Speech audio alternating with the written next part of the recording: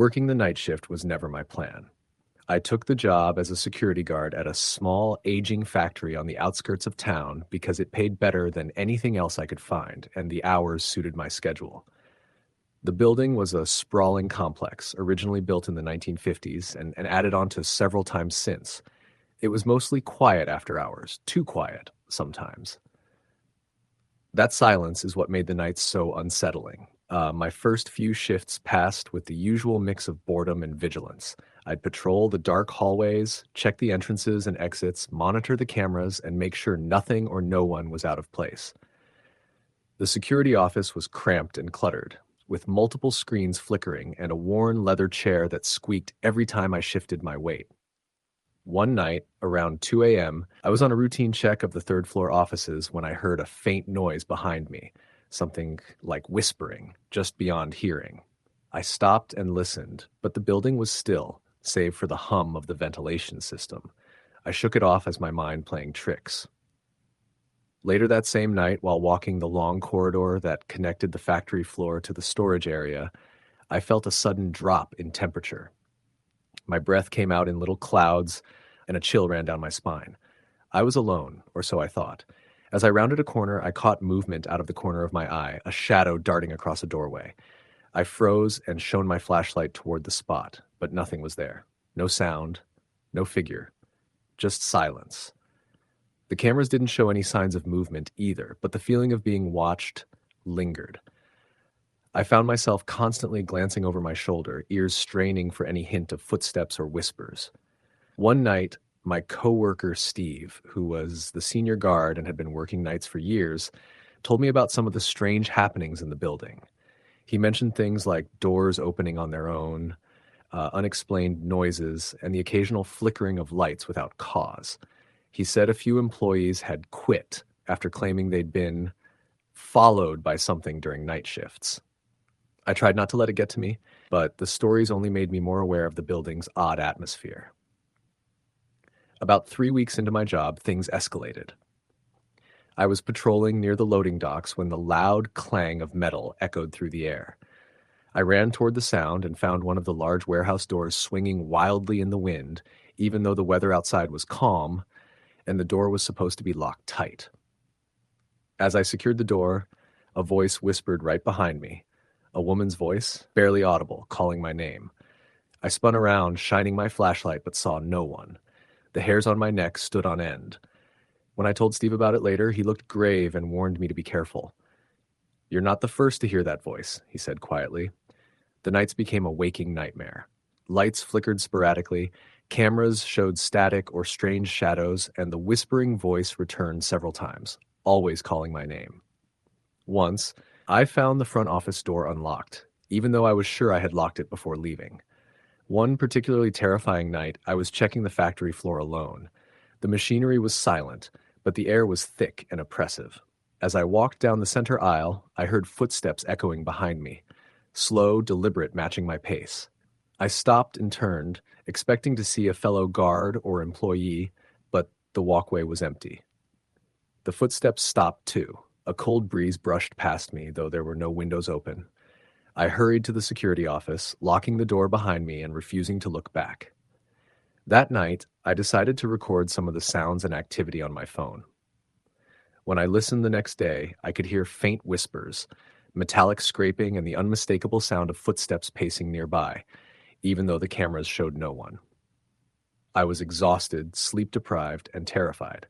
I confided in Steve, and he suggested I might want to request a different post or even consider quitting. But then one night, things went beyond strange. Around 3 a.m., I was monitoring the cameras when a figure appeared on one of the screens. A tall, shadowy man standing in a dark corridor. His features were indistinct, but the way he stood felt unnatural. He didn't move. I called out over the radio to Steve, but there was no response. I left the office to investigate, flashlight in hand, heart pounding. I followed the hallway shown on the camera, but the corridor was empty. I checked all nearby rooms. Doors were locked, no sign of anyone. When I returned to the security office, the figure was gone from the feed. Minutes later, the building alarm suddenly blared. The emergency lights flooded the halls with red. The doors locked automatically. I was trapped. I tried the radio again. No response. The shadowy figure appeared again on the camera, now standing closer to the security office door. The whispering grew louder in my ears. Suddenly, the power cut out completely, plunging me into darkness except for the red emergency lights. I heard the footsteps again, slow, heavy, approaching. I fumbled for my flashlight, barely able to hold it steady. Then a cold breath brushed my neck. I turned sharply, but no one was there. The door handle rattled as if someone was trying to get in. Frozen with fear, I gripped my flashlight like a weapon. After what felt like an eternity, the power snapped back on. The alarm stopped. The doors unlocked. The figure was gone. I grabbed my coat and left the building immediately, calling my supervisor to inform him I was quitting. I never returned to that factory. Years later, I learned from former employees that the building was constructed on land that once housed an asylum, long demolished after several unexplained deaths and disappearances. Some say the spirits of those lost souls never left. I don't know what I encountered in those night shifts, but I'm certain it was something not of this world. Even now, when I hear a creak or a whisper, I remember those nights and the feeling that something was watching me, waiting. Story, the end. Marcus had worked as a hospital security guard for nearly 7 years, most of them on the night shift. He preferred it, less foot traffic, fewer issues, and a kind of calm that only came when the rest of the world was asleep. But anyone who's worked in a hospital long enough, especially overnight, will tell you it changes you. Hospitals carry a different kind of silence after midnight. It's not the peaceful kind. It's the silence that hums with things unseen, take things left unsaid, and sometimes things that don't belong. The hospital Marcus worked at, Pine Ridge Medical Center, was a moderately sized, older facility in suburban Pennsylvania. It had been renovated multiple times, but certain wings still carried that cold, institutional architecture from the 60s, peeling linoleum, flickering fluorescent lights, walls that echoed with even the lightest footsteps. The East Wing, in particular, was rarely used anymore except for storage and occasional overflow. That wing, to Marcus and a few of the other longtime staff, had a reputation. They didn't talk about it out loud, but they didn't have to. It started on a Tuesday night in November. The temperature had dipped below freezing, and the hospital heating system was slow to respond. Marcus had just started his usual rounds. He clocked in at 10 p.m., grabbed his flashlight and radio, and started with the ER, greeting the nurses with a nod before continuing to the stairwells, the parking lot, and then the East Wing. He hated that part. Every guard did. Marcus walked past the locked doors of old patient rooms, their windows still covered with yellowing blinds. A gurney leaned against the wall with a thin sheet draped over it, though no one remembered placing it there. There were always little things like that. Items left out when they shouldn't have been, lights on that had supposedly been turned off, doors that creaked open when they had been shut tight. As he reached the far end of the hallway, his flashlight flickered. That was typical. Cheap batteries or poor wiring in the flashlight. He tapped it a few times and it steadied. But then he heard it. A soft knock. Not the metal-on-metal noise of an object falling or hitting something. This was deliberate. 3 precise knocks. Marcus stood still. He slowly turned, sweeping the flashlight behind him, but the hallway remained empty. He waited a few seconds before continuing, trying to shake the unease. As he approached the exit door at the end of the hall, he heard it again. 3 knocks. But this time it came from behind one of the old patient room doors. He approached it carefully, reading the faded label, Room 231. The knob turned freely, but the door wouldn't open more than an inch. Something was blocking it. Marcus leaned in and tried to peer through the crack, calling out softly, "Hello? Anyone in there?" Nothing. He pushed a little harder and managed to squeeze inside. The room was pitch black, so he swung the flashlight beam around. It was empty, save for a toppled-over bed frame and some broken furniture. But the odd thing was the bed frame was upright the last time Marcus passed by that room a few nights ago. He remembered because the mattress had a dark red stain on it that looked like dried paint. Or at least, he hoped that's what it was. He backed out of the room, closed the door, and made a note to report it to maintenance. Still, the knocks unsettled him. He returned to his rounds, finished the night, and told himself it was just nerves. Maybe pipes or old ventilation shafts. But the next night, The knocking came again. Room 231. This time, when he opened the door, the bed frame was upright again, mattress neatly set, no sign of the broken furniture. He stood frozen for nearly a full minute before stepping inside. The temperature in the room was distinctly colder than the rest of the wing, and his breath came out in short clouds. He turned to leave when the door slammed shut behind him. His first instinct was that someone was messing with him. He yanked the door open, shining his light into the hallway, but there was no one there. The cameras didn't catch anything unusual either when he checked them at the end of his shift. He started asking around, quietly. First to the janitorial crew, then to the older nurses. One nurse, Claire, had been working at Pine Ridge since the early 90s. She pulled him aside and told him that room 231 had been sealed off for years after a patient, an elderly woman suffering from severe dementia, had gone into a violent episode and attacked 2 nurses.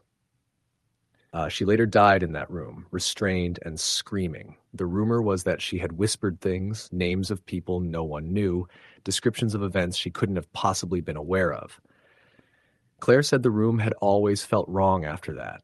Staff reported hearing voices, knocking, even crying. That's why they moved all patient beds out of the East Wing unless absolutely necessary. Marcus tried to laugh it off, but something about her eyes told him she believed every word. A week passed without incident until a power outage hit the hospital one early morning around 3 a.m. The backup generators kicked in, but certain hallways, including the East Wing, remained dark.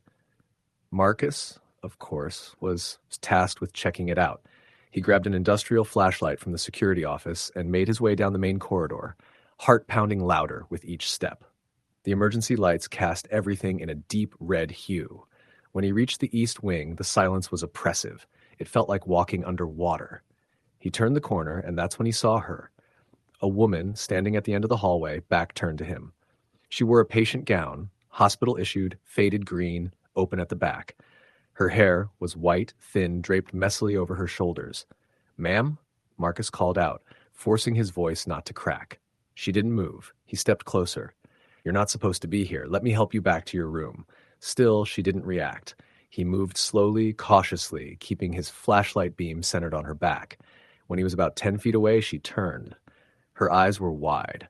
Not in fear, but in that unblinking, manic way people do when they aren't really seeing you.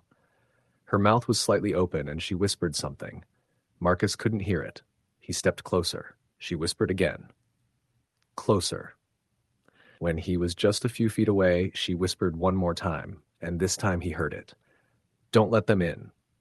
Before he could respond, the emergency lights flickered, and when they came back on, she was gone. The hallway was empty. He didn't sleep that morning. He filed a report with administration, but they brushed it off. The cameras hadn't captured anything. He asked if any patients had wandered off from the active wings. None had.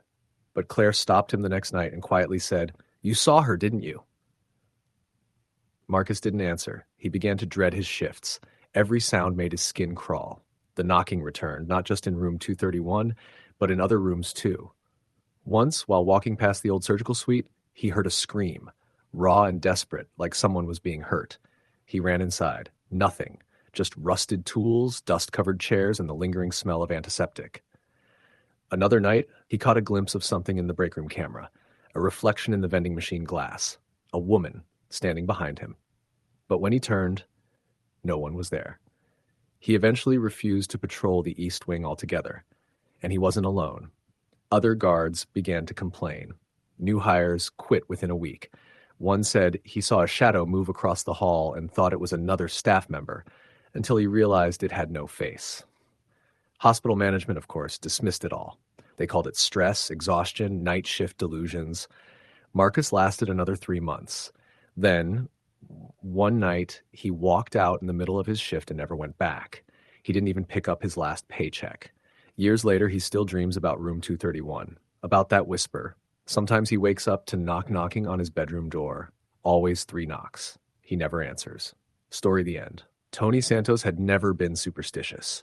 He was a man of habits and routines, the kind who checked his tire pressure twice a week and always brought his own thermos of coffee to work. He worked the night shift as a security guard at a regional medical supply warehouse just outside of Pittsburgh. The facility, while not enormous, held enough pharmaceuticals and sensitive equipment to require round-the-clock surveillance. It was a quiet job, perfect for someone like Tony, who preferred solitude over small talk. The building sat at the edge of a semi-abandoned industrial park. During the day, there was some foot traffic from nearby businesses, but once the sun dipped below the tree line, the whole area transformed into something else entirely, an expanse of silence and shadow. Most nights, Tony didn't see a soul past 9 p.m., except for the occasional truck driver making a late drop-off. He monitored 6 camera feeds, did a walkthrough once every hour, and spent the rest of the night reading or watching old cop shows on his tablet. It was early November when things started to shift. Tony's shift ran from 11 p.m. to 7 a.m. On a Wednesday night, just before midnight, while checking the east side perimeter, he noticed something strange. One of the floodlights near the loading bay was flickering, pulsing in a slow, almost rhythmic pattern. He made a mental note to report it to maintenance in the morning and continued his walk.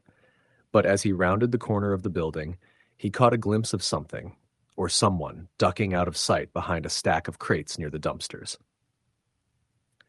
"Hey!" he shouted instinctively. He hurried over, flashlight beam sweeping back and forth across the asphalt. But when he reached the crates, there was no one there. No footprints in the thin layer of frost on the ground, no movement, no sound, just the quiet hiss of the wind rattling a loose piece of siding somewhere overhead. Back in the security office, he rewound the camera feed from that section of the building. The motion alert had triggered at 11:46 p.m., but when he played it back, all it showed was the flickering light and the rustling leaves. He felt a small wave of unease, but dismissed it. Probably just a trick of the shadows. The next night, the same light was out completely, and the cameras began to glitch. Feed 4, facing the southern edge of the building, cut to static every 10 to 15 minutes. The first time, Tony assumed it was a connectivity issue, but when he looked closer, he noticed the outages happened at the same time. 12:07 a.m., 12:22 a.m., 12:37 a.m., each 15 minutes apart, each time lasting exactly 66 seconds. The precision bothered him. At 12:52 a.m., he watched the screen flicker again. This time, just before the static hit, he saw what looked like a person standing just beyond the chain-link fence, facing the building. No movement. Just standing there, and then static. Tony stood up so fast he nearly knocked over his chair. He ran outside with his flashlight, but when he got there, the spot was empty. The gravel under the fence was undisturbed. No signs of anyone. But the feeling that someone had been watching from the darkness stuck with him, sharp and clawing at his nerves. He started carrying a small canister of pepper spray after that night. It was against company policy. Technically, he wasn't even supposed to carry a baton, but he didn't care. On Friday night, just before 2 a.m., Tony was doing his walkthrough on the warehouse floor. The building was massive, full of metal shelving units stacked with sealed boxes, surgical supplies, and hospital-grade monitors. Everything was tagged, organized, and lined up with military precision. It was cold inside, always cold. But that night it felt worse. The kind of cold that seeps into your joints and clings to your spine. As he walked past aisle 14, he heard the sound of movement, fast, light footsteps, like someone darting around the corner ahead of him. He froze. "Hello?" he called out. Silence. He crept forward, flashlight sweeping across the shelves. Then he saw it, something small and white, slipping out of view at the far end of the aisle.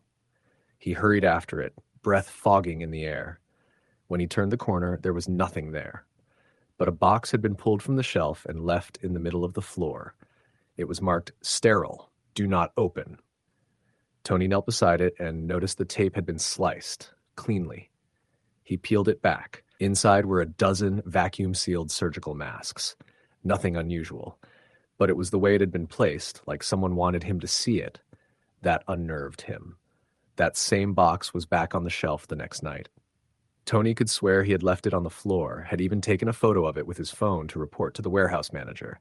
But now it sat on the shelf, perfectly aligned, tape unbroken. He showed the photo to Greg, the warehouse foreman who came in around 6 a.m. Greg just shook his head. We had no inventory movement last night, Tony. Nobody's touched anything since Tuesday. Tony pressed him. Is there a chance someone came in? Maybe one of the temps?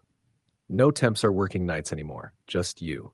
After that, Tony started seeing the figure more frequently on the monitors, always in the distance, always just out of reach. One night, it was standing near the north gate. Another night, it was crouched low behind a row of discarded pallets. Once, it was directly outside the security office window. But when Tony turned, nothing was there. He began to dread coming to work. The building, once just quiet and uneventful, now seemed to breathe around him, its walls groaning softly, air vents moaning, lights dimming for no clear reason. He stopped walking the full perimeter. He kept the security office door locked, and most of all, he avoided aisle 14. On December 2nd, everything came to a head. It was a quiet night. No trucks scheduled, no scheduled maintenance or deliveries. At 1:13 a.m., the power flickered. Only for a second, but long enough to make the monitors go black and his tablet screen reboot. The emergency lights kicked in, casting the warehouse in a blood-red hue. Then his radio crackled. But it wasn't a voice. It was a sound, like someone breathing, close to the microphone. Slow, shallow, irregular. Tony froze, staring at the device in his hand. Security desk. Who is this? He said. The breathing stopped. A moment passed, then a voice, soft, almost whispering. It's in the shelves. He dropped the radio. The next minute passed in silence. Then the monitor feeds returned. One of them, camera 4, showed a live view of aisle 14. Someone was standing there. It wasn't just a shape or blur. This time, the figure was clear. A man, pale, with no shirt, back to the camera. He was unnaturally thin, ribs showing, arms hanging at his sides like dead weight. His head turned slowly, revealing a face Tony would never forget. Eyes wide, mouth stretched into a silent scream, skin pulled taut like parchment. Tony couldn't look away. Then the figure began walking toward the camera, toward the security office. Tony ran. Out the door, across the parking lot, keys trembling in his hand as he fumbled to unlock his car. He didn't even check behind him. He just drove. The next day, he called his supervisor and quit. Didn't ask for a reference. Didn't give 2 weeks' notice. Just said he wouldn't be coming back. And he never did. 2 weeks later, a new guard named Miguel took over the shift. He lasted 5 nights. Miguel's wife said he started having night terrors, waking up screaming about shelves and someone watching from the walls. One night, he refused to sleep at all. She found him sitting in the living room with all the lights on, staring at the doorway, eyes glazed. He checked himself into a psychiatric clinic 3 days after quitting. Since then, the company has had trouble keeping guards on the night shift. Some quit after a single shift. Others make vague claims about seeing things. One even said he heard a voice over the radio telling him to lay down between the shelves and be still. The warehouse still operates, still stocks its shelves, still moves its inventory like clockwork. But every few weeks, someone reports seeing a pale figure standing near the edge of the loading dock, watching, waiting. Story the end. I used to work night security at an office complex in the outskirts of St. Louis. It wasn't a glamorous job, mostly involved long hours, walking the same loops through a bunch of empty corridors, and logging any issues like broken lights or malfunctioning doors. My shift started at 10 p.m. and ended at 6 a.m. There were usually 2 of us working, alternating rounds every hour. The building was massive, with 3 towers and a labyrinth of underground parking garages and service tunnels connecting them. I'd been working there for just over a year when things started getting strange, and it was the kind of job that attracts all sorts of oddities. Sometimes we'd have squatters try to hide out in a maintenance closet or someone wandering in who thought it was a hotel. But what happened over the course of one fall made me question everything I thought I knew about what was real and what wasn't. It started small, like most things do. My partner, Raul, was the first to mention it. He came back from one of his 2 a.m. patrols, looking rattled. Normally, he was a stoic guy, former military, older than me by at least 20 years. That night, though, he looked pale. "You ever hear crying up on 15 in Tower B?" he asked. I frowned. "No. Tower B doesn't have tenants above the 10th floor right now."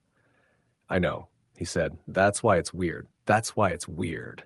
Thinking he was trying to mess with me. But he didn't crack a smile. "Sounded like a woman," he continued. Soft at first and like she was whispering through the vents.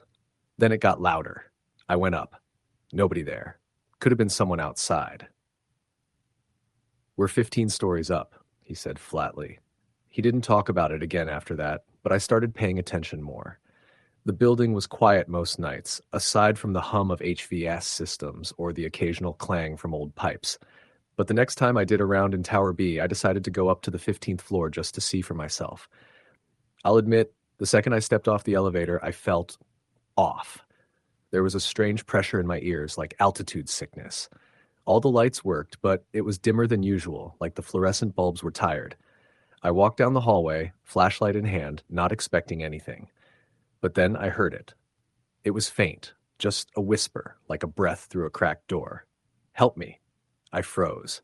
Every instinct in my body said to leave. I turned off the flashlight and listened again, heart pounding. The whisper came again, but this time from behind me. "Please help me." I spun around. No one was there. I stepped quickly toward the elevator, slammed the button repeatedly. The whispering continued, closer now. When I got back to the security office, Raul didn't say a word. He saw my face, nodded slowly, and passed me the logbook. We wrote it up as auditory anomaly. The following week, Raul stopped showing up. I called him, but his phone was disconnected. Our supervisor said he left town suddenly, family emergency. I never heard from him again. I was assigned a new partner, Alicia. She was younger, sharp, and didn't believe in anything supernatural. On her second night, she radioed me while I was in the parking garage.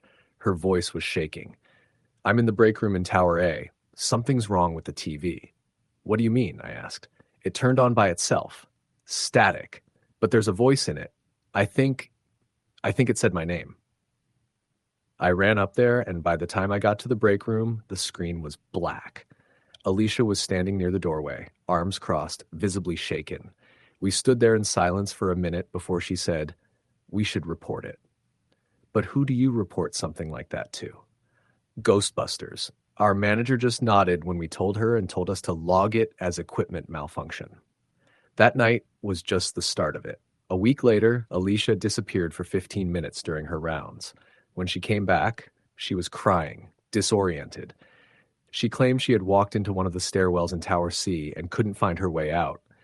Every time she tried to descend, she said the stairs twisted back on themselves, like an endless loop. She heard footsteps following her. Heavy, deliberate. I went to check it myself later that night. The stairwell looked normal, but halfway down, I felt something shift, like the air got heavier and my chest tightened. I didn't stick around. By mid-November, neither of us wanted to be alone. We did rounds together, against protocol. The building seemed to pulse with something we couldn't see but could feel. Cold spots appeared in hallways without vents. Elevator doors opened to pitch-black shafts, even when the elevator was on another floor. One night, we found all the chairs in conference room 18 stacked on top of each other in a corner, forming a teetering tower 6 feet tall. No one had access to that room except us. But the worst was the basement. I avoided the sublevels as much as I could, but eventually duty called. There had been a tripped motion sensor near storage C3, and I had to investigate. Alicia stayed in the control room while I went down. The elevator groaned as it descended, and I felt like I was sinking into the earth itself. The basement lights were dim, some flickering. My footsteps echoed sharply. I passed rows of storage units, filing cabinets, old server racks. It was colder than it should have been. My breath puffed out in white clouds. Then I heard it. A dragging sound, like something heavy being pulled across the floor. I stopped, radioed Alicia.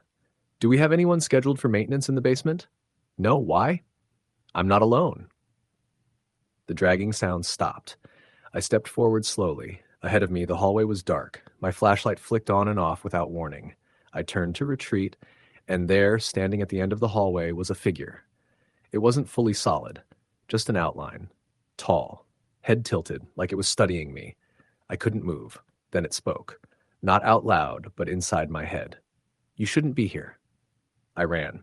I don't remember getting back to the elevator, only that I stumbled into the control room, shaking, gasping for air. Alicia helped me sit down and gave me water. We didn't finish our shift. We went home, both of us silent. That was the last night I worked there. I quit the next morning. Alicia lasted a few more shifts, but she eventually left too. From what I heard, she checked herself into a clinic a few months later. Night terrors. Paranoia. The company brought in new guards, but the turnover rate skyrocketed. People would quit after a week. Some didn't even make it through their first full shift. Rumors started spreading online, especially in local forums. Cursed building, haunted complex, St. Louis dead zone. Eventually, Tower B was closed indefinitely for renovation. But as far as I know, no work was ever done. They just locked it up, left it to rot. I still drive past the place sometimes, mostly out of morbid curiosity. The lights are still on at night. You can see flickers in the windows, shadows pacing behind blinds. But no one rents those offices anymore. One time, around 2 in the morning, I parked across the street and stared up at the building. On the 15th floor of Tower B, I saw a light flick on. Then I saw her, a woman in white, just standing in the window, and she was looking right at me. Story the end. I used to work the night shift at a distribution warehouse just outside of Columbus, Ohio. I was there for a little over a year, and while most nights were routine, long, repetitive, and exhausting, there was a period during the winter months that changed how I think about working alone at night. The warehouse operated 24/7 to keep up with online orders, and the third shift was notoriously unpopular. It paid a little better, but the loneliness, the cold, and the isolation weren't easy on anyone.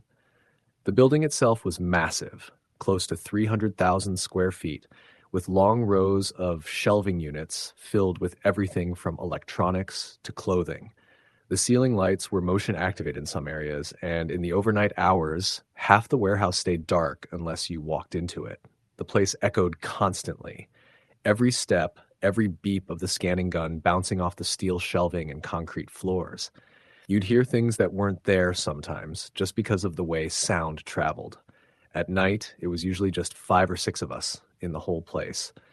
A couple of pickers like me, a forklift operator, a shift supervisor, and one security guard at the front. I got used to the quiet. In fact, I liked it at first. No one breathing down your neck, no endless chatter, just the drone of the conveyor belt and the occasional rattle of a pallet being moved. But then the noises started. It was small stuff at first. A metal clank somewhere down the aisle when no one was around.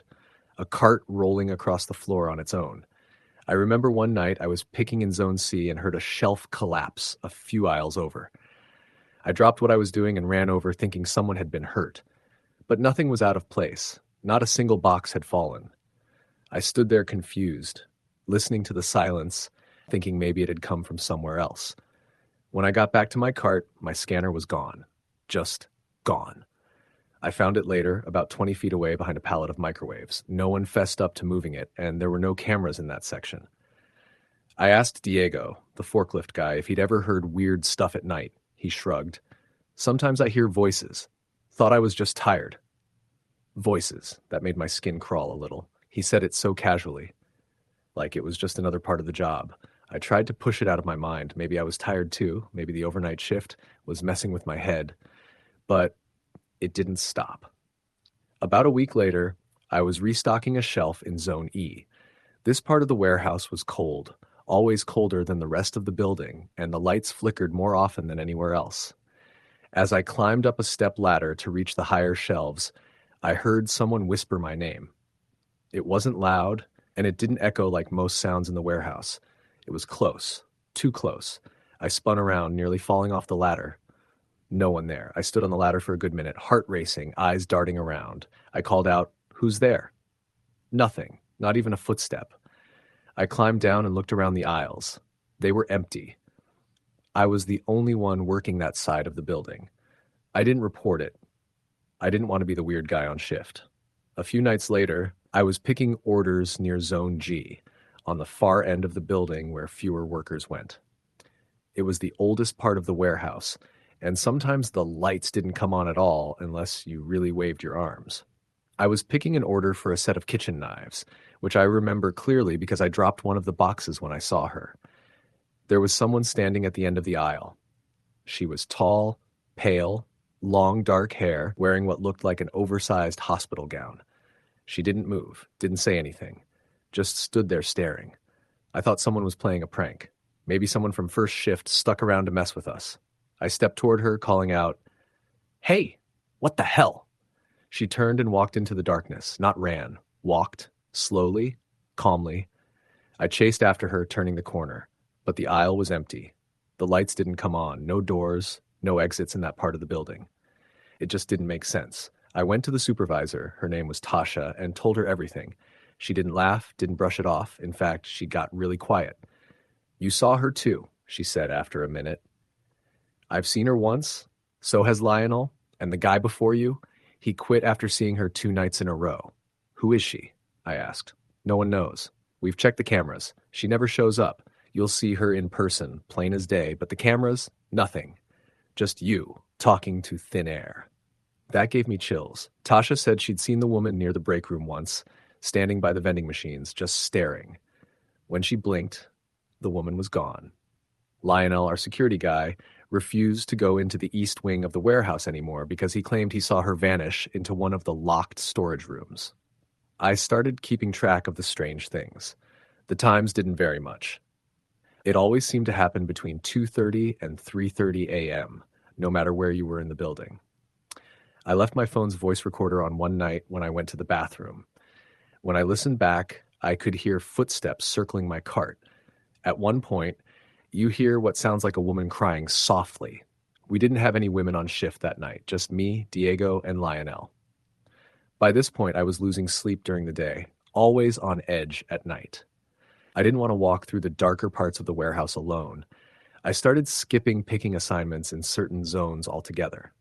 One night, Tasha asked me to do a quick inventory check in Zone E. I told her no. She didn't push it. The last straw came about 3 weeks after the first incident.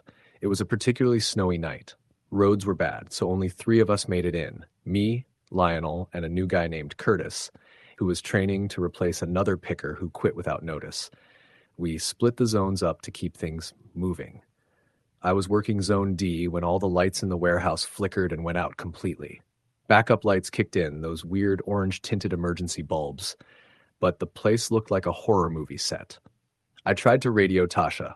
No response. I tried Lionel. Nothing. Then my radio crackled.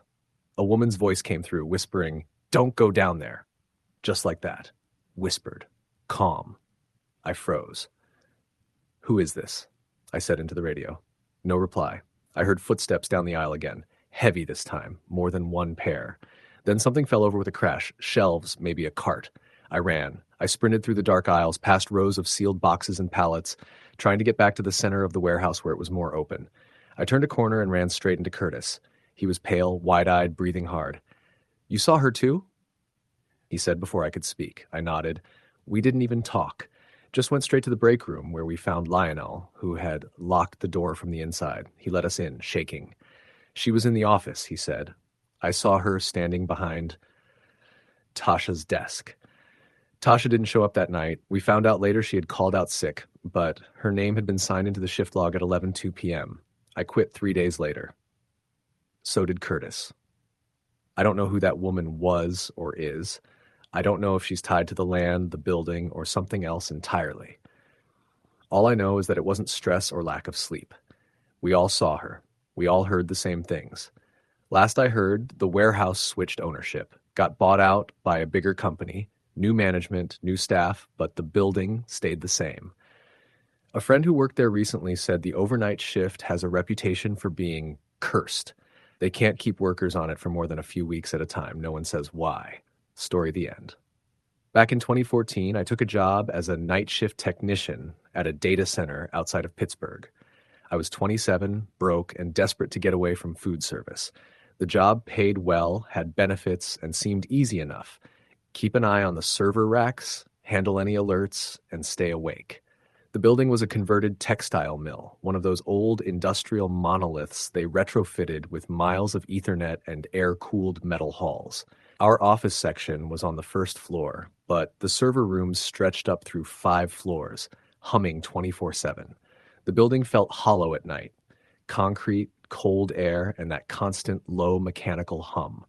I worked alone most nights. Sometimes the morning guy, Devin, would overlap with me a bit if I stayed late, but usually it was just me, some energy drinks, and rows of machines. My first month was uneventful. I learned the maintenance routine, how to respond to drive failures, how to reset specific clusters when alerts came in. It was boring, but steady. But something started to shift around mid-November. It began with noise.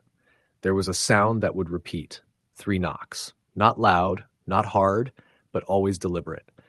I assumed it was just the building. Big structures make weird noises when the temperature drops, and that week it had snowed. But these knocks didn't sound like creaks or shifting beams. They came in the same pattern, always around 2:30 a.m. and always from the third floor. Now, the third floor was mostly unused. It had some old racks and cooling gear we decommissioned. There were still cameras and motion sensors up there, though, and one night I noticed that Zone 3 lit up on the console, motion detected. I toggled the feed. Nothing, just the empty row of cold racks and a flickering fluorescent overhead. I did what protocol required, logged the incident, went upstairs to check. The elevator up to the third floor opened into a dim corridor lined with white painted cinder block walls. The overhead lights were motion sensitive, but when I stepped out, none of them turned on. I waved my hand. Nothing. I pulled out my flashlight and started walking. The air was colder up there. The temperature sensors never reflected that, but you could feel it, like standing in front of a walk-in freezer. I reached the section where the motion had triggered. One of the vent panels on a unit had fallen open. I pushed it back into place. Then I heard it behind me. The same 3 knocks. This time, they were close. Maybe 10 feet away. I spun around, flashlight trembling slightly in my hand. Nothing. Just a long corridor and dark racks. I stood still, holding my breath, ears straining for any other sound. Then I walked toward the stairwell and went back down. Told myself it was the building again, that something had fallen or shifted. The next few nights, the knocking came back, always around the same time, always on the third floor. One night I turned up the volume on the security feed audio, something I almost never did, and heard a strange static pulse, like white noise mixed with breathing, just after the motion alert. I replayed it, slowed it down, tried to clean it with some free audio tools. But no matter how I filtered it, the sound underneath didn't go away. It sounded like a whisper, just one word. I couldn't make it out, but it repeated like someone trying to speak through a storm. I told Devin about it one morning. He was more amused than alarmed. That building's ancient. It probably has rats in the walls, or pipes vibrating or something. He wasn't wrong. But rats don't whisper. A few nights later, I had my first real encounter. I was in the break room eating a stale vending machine sandwich when I heard a loud bang from upstairs. Not a knock. This was a thud, like something falling. I jumped up, grabbed my light, and headed for the stairwell. I took the stairs instead of the elevator this time, not really sure why. I guess part of me felt safer with the idea that I could run if I needed to. As I climbed, I noticed something weird. The air wasn't just cold, it was wet, like a basement with no ventilation.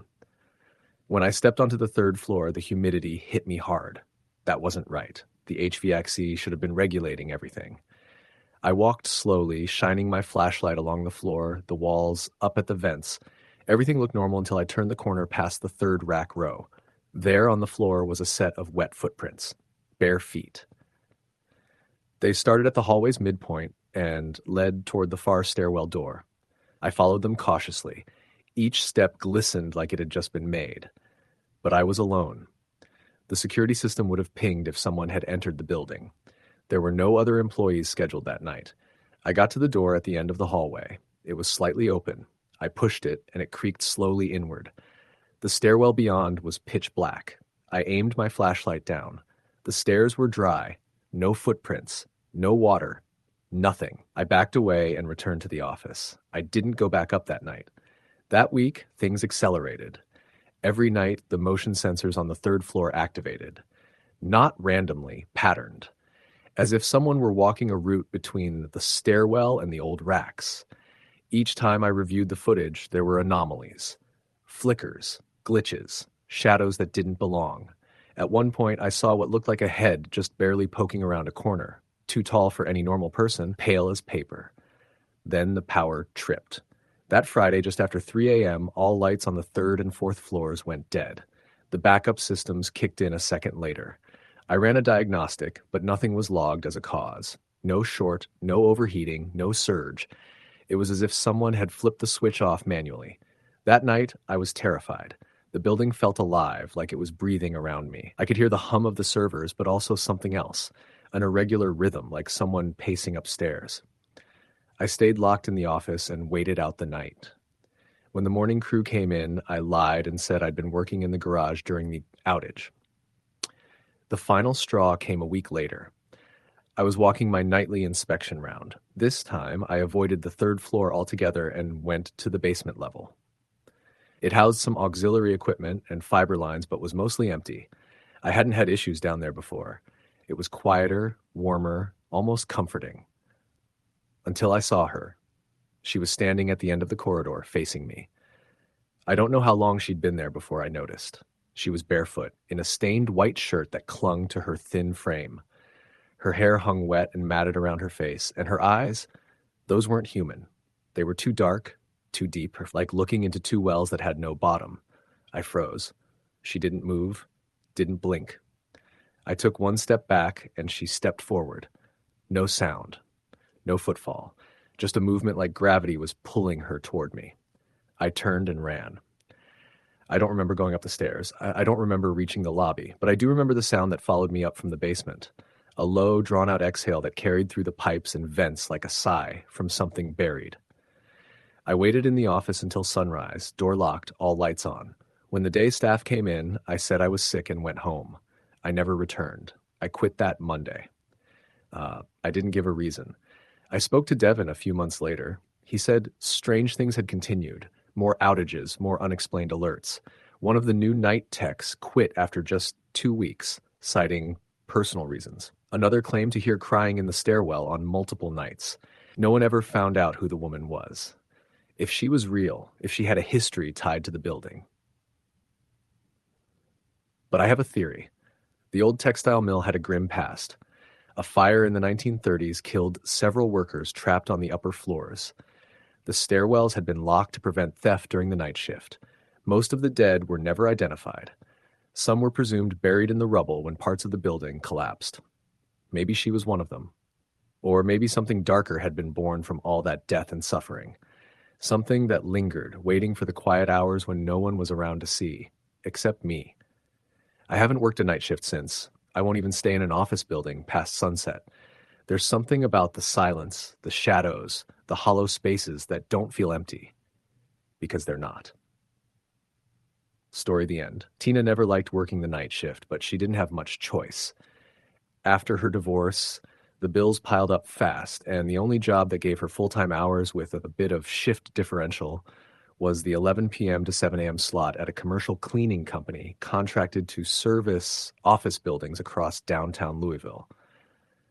The work wasn't difficult, just repetitive, dusting desks, emptying trash bins, vacuuming endless stretches of bland carpeting, and refilling bathroom supplies.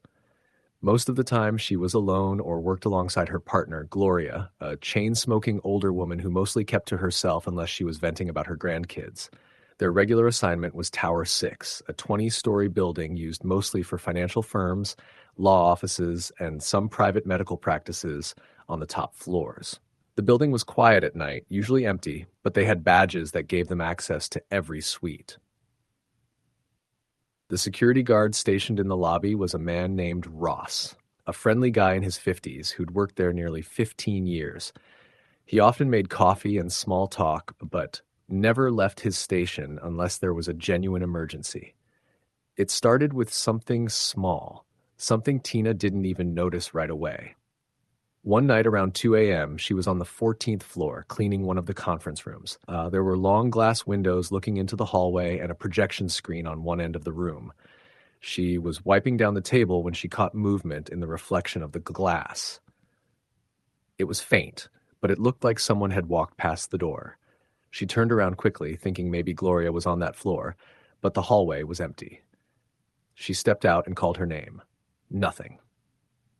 She walked to the elevator bay and checked the floor panel. Gloria was still 2 floors down. Tina shrugged it off, assuming it had been her own reflection, and kept working. But she didn't shake the uneasy feeling that came afterward, like someone had been watching her from the hallway. The next night, Gloria mentioned something strange without prompting. She said one of the doors on the 12th floor had opened behind her while she was vacuuming, but when she turned around, it was just swinging closed slowly.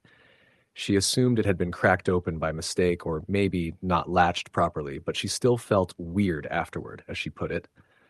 I just kept feeling like something was in there with me, Gloria said. Like a person, but not. You know what I mean? Tina didn't, but she nodded. She didn't want to seem dismissive, especially since she hadn't told anyone about what she saw in the reflection.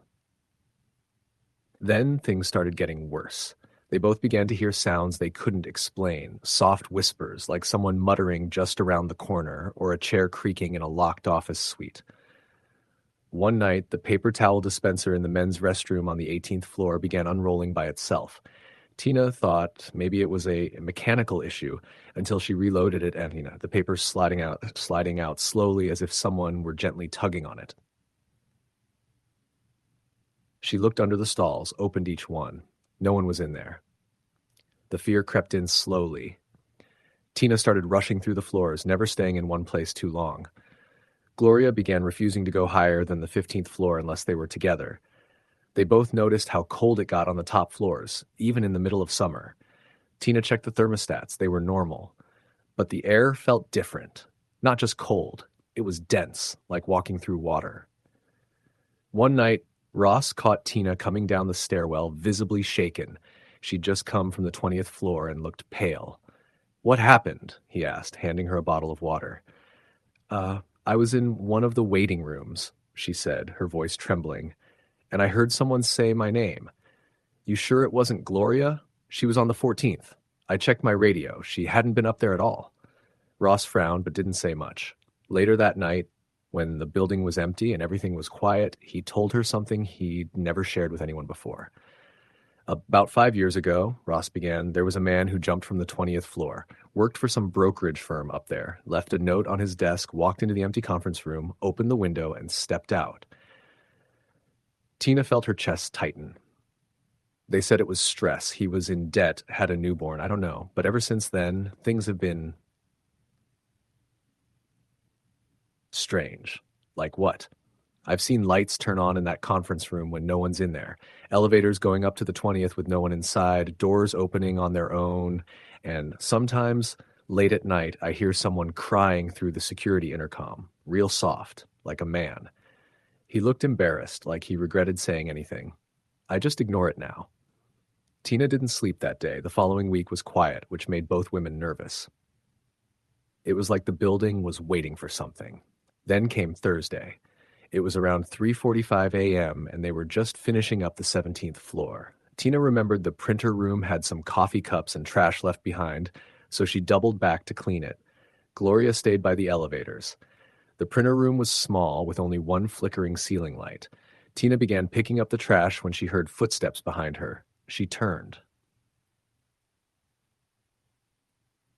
She looked at the floor. No shadows under the door, no sound of anyone walking away. She turned back and gasped. Someone was standing on the other side of the printer room's small window. The room was completely inside the suite. That window looked into an inner office, which was locked and dark. The figure stood motionless, just behind the glass, features hidden in the dark, but Tina could see the outline of a suit and tie. Her scream brought Gloria running. But by the time she opened the office door, the inner room was empty. They left the floor unfinished. That morning, Tina asked Ross to check the camera footage. He said the cameras didn't cover inside the suites, only the hallways and elevators. But later, he called her back. "I checked the hallway footage from 340 to Ford. You were right. Someone was in there." Her stomach dropped. "But it wasn't a person. I don't know how else to say it. It was this dark shape, like a shadow but standing up, and it just moved across the hallway and into the printer room, through the door." Ross paused. "Tina, it didn't open the door. It just went through it." After that night, neither of them wanted to return. Gloria quit the next week, and Tina tried to get reassigned another building, but their company was short-staffed. Her supervisor said it was Tower 6 or nothing, so she stayed. The final straw came in early October. Tina was cleaning the 20th floor by herself. She had decided to go up early in the shift so she could get it over with and be done before the eerie things started happening. Everything was going fine until she walked into the break room and found every chair pulled out and arranged in a circle. There were 12 of them. In the center of the circle sat a cup of coffee, steaming. Tina backed out slowly. She hadn't heard the elevator, and no one else was supposed to be on that floor. She radioed Ross, but he hadn't seen anyone come in. She took the elevator back down, legs shaking the entire way. That same night, Ross reviewed the elevator footage again. No one else had accessed the 20th floor. The security log showed only Tina's badge had opened the doors. She quit the next morning. 3 months later, Tina got a job cleaning a retail store, still overnight but far away from downtown. She still has nightmares about Tower 6. Sometimes she wakes up in the middle of the night, convinced she hears someone whisper her name from the hallway outside her bedroom. Other times her phone rings once at exactly 3:45 a.m. No caller ID, no message. She doesn't pick up anymore. Gloria never went back to cleaning work. She moved out of the city and started working at a small diner upstate. She refuses to talk about Tower 6. Ross still works there. Every year, on the anniversary of the man's death, he takes the night off. Tina once asked him why. He just said, because the crying's louder that night. Story the end. The night shift had always been a strange world to me, a liminal space where the ordinary rules seemed to bend, and shadows grew deeper. I worked the overnight hours at a large 24-hour warehouse facility located on the outskirts of town. The job itself was pretty mundane, loading and unloading shipments, monitoring security cameras, and running inventory checks. But those hours between midnight and dawn always held a tension that I could never quite explain. It wasn't just the solitude or the eerie quiet that settled in, but something else. Something that made the hairs on my neck stand on end. I had been working there for about 6 months when the strange things started to happen. At first, it was small stuff, noises that didn't make sense, lights flickering in the corners of my vision, and the faint feeling that I was being watched. The building was huge and mostly empty during the night, save for a skeleton crew like me, but sometimes it felt like it was alive with unseen eyes. One night, around 2 a.m., I was stationed in the security office. It was a small room, lined with monitors displaying the warehouse floor, the loading docks, and the parking lot outside. The cameras were grainy and black and white, but they gave a clear view of most parts of the building. I sat there, sipping lukewarm coffee, scrolling through the feeds. That's when I noticed something odd. On the monitor covering the main storage area, a figure appeared. Tall, shadowy, and completely still. It was standing near a stack of pallets, but the way it moved didn't seem right. It was as if the figure was more like a silhouette than a person. I leaned closer, squinting to see if it was an employee or a security guard making rounds, but no one else was scheduled at that hour. I clicked through the cameras, trying to find the figure again, but it was gone.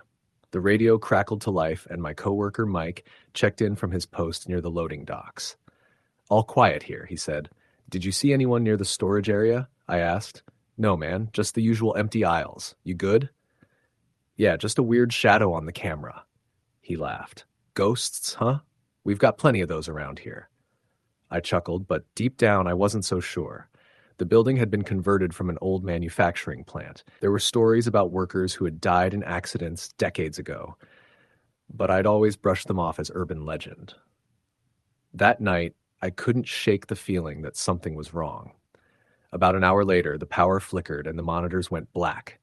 The hum of the equipment stopped, plunging the room into silence. My heart rate spiked as I fumbled for my phone to use its flashlight. I radioed Mike again, but there was no response. Minutes passed before the backup generator kicked in and the screens blinked back to life. On the monitors, the storage area was empty, except for a single pallet that had been moved from its place. I grabbed my flashlight and headed out to check it. The warehouse was massive, and the silence was oppressive. My footsteps echoed off the concrete floor. I found the pallet slightly askew, but there was no sign of anyone. When I returned, Mike still hadn't responded. I called his phone, which went straight to voicemail. Something was definitely off. I reported the incident to my supervisor in the morning, but they dismissed it as a minor glitch, probably a power surge. The shift went back to normal, or as normal as it could be. Over the following weeks, the strange occurrences increased. Items moved inexplicably, doors that should have been locked were found open, and eerie noises echoed through the warehouse late at night. Sometimes, I'd catch glimpses of that shadowy figure on the cameras again, always standing still, never moving toward the camera or anyone else. One night, Mike quit suddenly. He refused to say why, only muttering that he couldn't handle what's in that place. I didn't press him, but I started to understand what he meant. One particularly cold night in late November, the incidents escalated to something I couldn't ignore. I was working alone because the other overnight worker called in sick. The warehouse was dead quiet. Around 3 a.m., I was doing my rounds when I noticed a door that should have been locked standing ajar. It led to the old boiler room, an area that was supposed to be off limits and long unused. I hesitated, flashlight in hand. Something about the door being open was wrong. Curiosity got the better of me, and I stepped inside. The air was thick with dust and the scent of rust and decay. The beams of my flashlight cut through the darkness, revealing old pipes and machinery coated in grime. As I ventured further, I heard a faint sound, like whispering. I froze, straining to listen. The whispers were indistinct but persistent, echoing off the metal walls. Suddenly, my flashlight flickered and went out. In the pitch black, panic surged through me. I fumbled to turn it back on, my hands shaking. When the light returned, I saw them. Figures, ghostly, translucent, hovering just beyond the reach of the beam. They were dressed in old-fashioned work clothes, faces pale and distorted with sorrow. They drifted silently, their mouths moving as if trying to speak, but no sound came. I stumbled backward, heart pounding, and rushed out of the boiler room. The door slammed shut behind me. I didn't stay to look back. From that night on, I made sure never to go near the boiler room again. But the warehouse seemed to grow more restless. Shadows flitted in my peripheral vision. Cold spots appeared randomly. The whispers continued, faint but unrelenting. One night, while checking the cameras, I noticed something on the screen that chilled me to the bone. In the main aisle, among the towering shelves, the shadowy figure was no longer alone.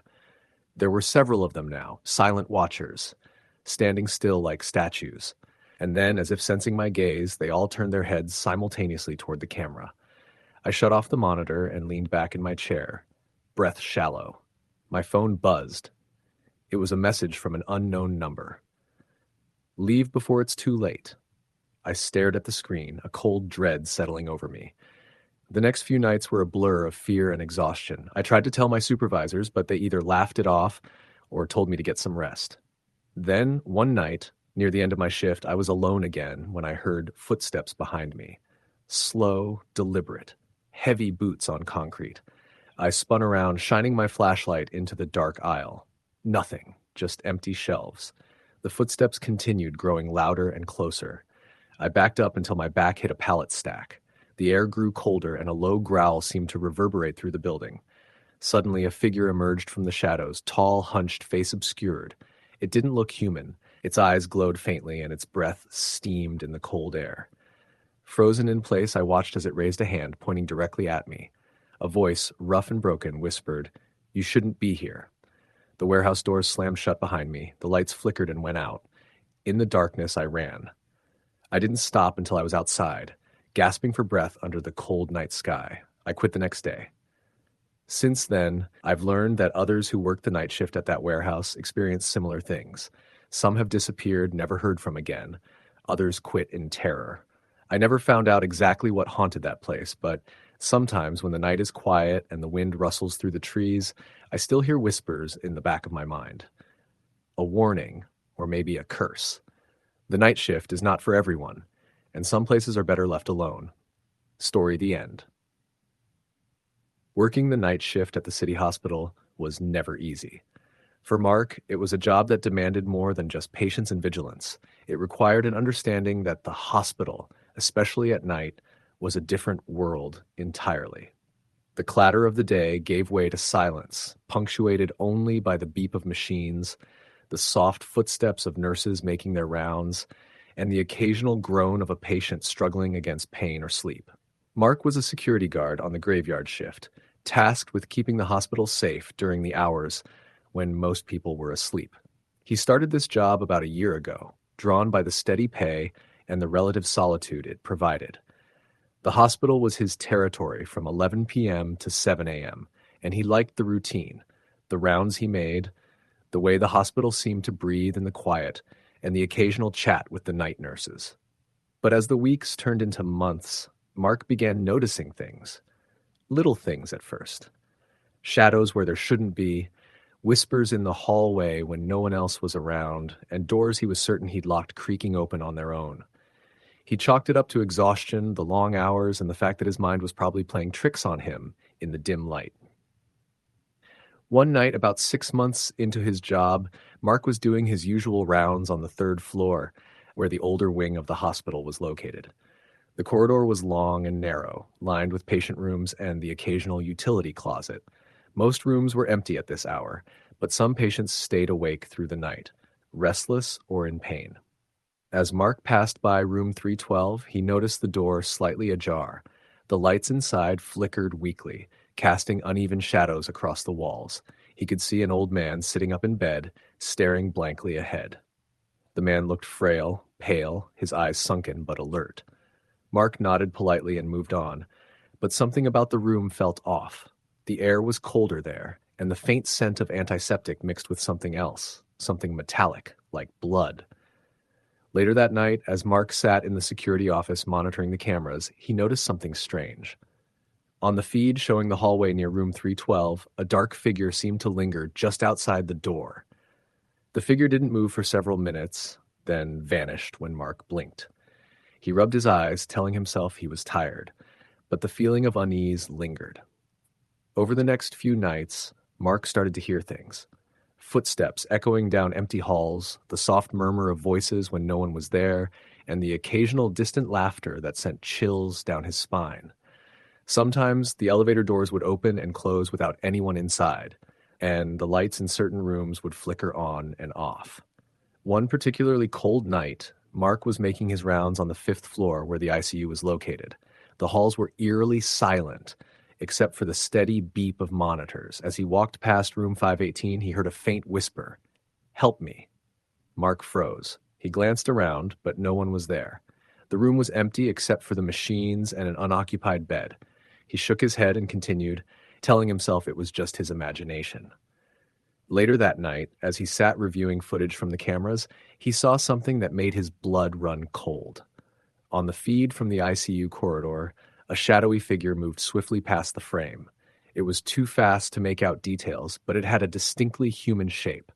Mark tried to focus, rewinding the footage, but the figure was gone. The next few nights grew progressively worse. Patients reported feeling watched, nurses swore they heard doors opening and closing on their own, and Mark himself started feeling a constant weight on his chest, as if something invisible was pressing down on him.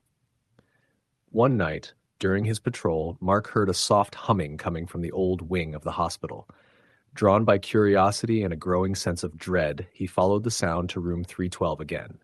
The door was now closed, but the humming continued, a low, mournful melody that seemed both ancient and sorrowful. Mark knocked lightly. "Hello? Is someone there?" No answer. He reached out and pushed the door open. The room was empty, but the humming stopped abruptly. On the bedside table, Mark noticed a small, worn music box. It was open, and the delicate tune was faintly echoing in the silence. He picked it up carefully, and the humming returned, this time seeming to come from the shadows near the window. Suddenly, the room plunged into darkness as the lights flickered out. Mark's heart pounded as he fumbled for his flashlight. When the beam cut across the room, he saw it, a figure standing silently by the window, its face pale and indistinct in the gloom. Mark swallowed hard, backing away slowly. The figure raised a hand, pointing toward the door, and then vanished. Terrified, Mark rushed out and locked the door behind him. That night, he reported the incident to his supervisor, who dismissed it as stress and exhaustion. But Mark knew better. The next morning, he researched the history of the hospital's old wing and discovered a tragic story. Decades ago, a young woman named Eleanor had died in room 312. She was a nurse who had cared deeply for her patients, but had succumbed to an illness in her early 20s. Staff and patients had reported strange occurrences around her room ever since. Mark felt a chill. Could the figure he saw be Eleanor, trapped between worlds, reaching out for help? He started carrying the music box with him, hoping it would bring some comfort or closure. But the hauntings only intensified. One night, as Mark sat alone in the security office, the radio crackled to life. A soft, trembling voice whispered, "Help me." Mark grabbed the radio, heart racing. "Who is this? What do you need?" The line went dead. From that moment on, Mark's nights were plagued with terrifying encounters. Cold spots, flickering lights, whispers calling his name. He eventually left the job, unable to endure the relentless presence. Years later, he would still hear that haunting melody in his dreams, a reminder that some souls never find rest. Story, the end. The night shift at the county hospital was known for being long, lonely, and sometimes unsettling. I worked there as a nurse's aide, mostly on the older side of the building. Where the patients tended to be older and the hallways were dimmer, the lights flickering occasionally as if the whole wing were tired, just like the staff. The hospital itself was built in the 1960s, and despite renovations over the years, the structure still carried the weight of decades of suffering, healing, and sometimes death. I started working the graveyard shift when I was 24, fresh out of nursing school, looking for extra hours and experience. The night shift was quiet for the most part, but sometimes you felt like the walls were watching you. It was a sensation I couldn't explain at first, just a pressure in the air, like the hospital held secrets in its old concrete bones. On my third week, during a particularly slow night, I was tasked with doing rounds through the dementia ward. It was a section at the end of the hall, past the ICU, isolated from the rest of the hospital. The patients there were often confused, some vocal, some silent, but always restless. I knew most of their routines by heart. That night, I was checking on Mrs. Thornton, an elderly woman who rarely spoke but always smiled gently when I entered her room. I noticed her window was open slightly despite the cold fall air. The breeze made the curtains billow softly. I went to close it but felt a sudden chill run through my spine, as if someone was watching me. I shrugged it off as the autumn cold seeping in. As I turned to leave, I saw movement out of the corner of my eye, something dark in the hallway. I blinked, and it was gone. The lights flickered, and a soft tapping echoed from the end of the hall. I dismissed it as a loose vent or the old pipes settling. The next night, things escalated. It was about 2:30 a.m. when the fire alarm went off. The shrill ringing sliced through the quiet. Everyone was supposed to evacuate, but I knew better. False alarms happened all the time in this aging building. I grabbed my flashlight and headed to the nurses' station to check in. As I walked the corridors, the alarm's echo faded, but a new sound emerged, low, distant moaning. It seemed to come from the basement. The basement was off limits to night staff except in emergencies, but curiosity and a sense of duty pushed me to investigate. I took the stairwell down, each step creaking under my weight. The basement was a maze of storage rooms, utility tunnels, and old medical equipment left to gather dust. The smell was heavy, mildew mixed with something metallic. The moaning grew louder as I passed the door to the old morgue, a place decommissioned years ago but never completely emptied. The heavy steel door was ajar. The lights inside were off, but the soft sound of breathing and faint whispering leaked out. I hesitated. My hand trembled as I pushed the door open. Inside, it was pitch black. I flicked my flashlight around, catching glimpses of empty steel drawers and rusted hooks. The moaning stopped abruptly. Silence. Then from the far corner a faint glow appeared, a pale blue light pulsing slowly. I backed out, heart pounding. That night, I told no one. I didn't want to be labeled crazy.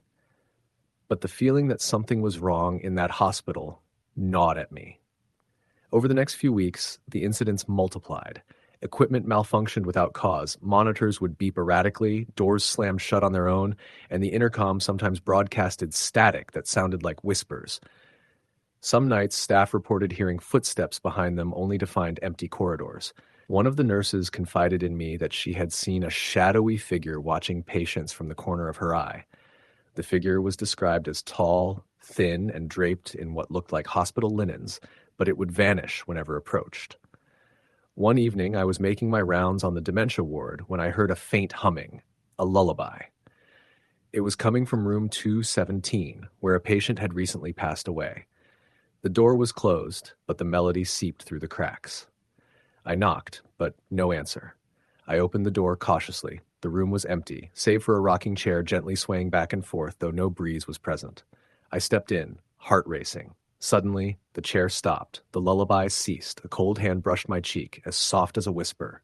I spun around, but again, no one was there. From that moment, I began documenting everything. I recorded strange noises on my phone that noted down odd occurrences in the staff log and kept my flashlight close at all times. The hospital administration dismissed most reports as stress or tiredness, but the night staff knew better.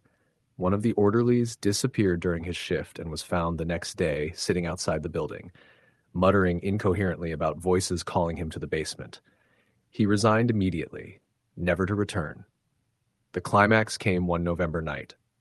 I was working alone on the third floor, covering for a colleague. The hospital was unusually empty due to a local outbreak keeping visitors away. I was restocking supplies when the lights flickered violently and then went out completely, plunging the floor into darkness. I pulled out my flashlight and tried the emergency generator panel, but it was unresponsive. I called security, but the radio crackled with static. Then I heard it, a soft crying coming from the hallway outside the supply room. I opened the door and saw a little girl standing there, about 5 or 6 years old, wearing a hospital gown that was too big for her. Her eyes were wide and sad, her hair tangled. "Are you okay?" I asked. She looked up at me, lips trembling. "I want to go home," she whispered. I reached out, but as I did, she vanished, like smoke dissipating in the wind. The lights flickered back on, seconds later. I was alone. After that night, I refused to work the night shift. The hospital felt different to me, alive in a way that was both fascinating and terrifying. Months later, when I finally left that job, I heard from a former colleague that the hospital had investigated and found the basement morgue had been the site of a tragic accident decades ago, an explosion caused by a faulty gas line that killed several patients and staff. Some bodies were never recovered. I don't know if what I experienced was tied to those souls trapped there or if it was my mind playing tricks after too many long nights.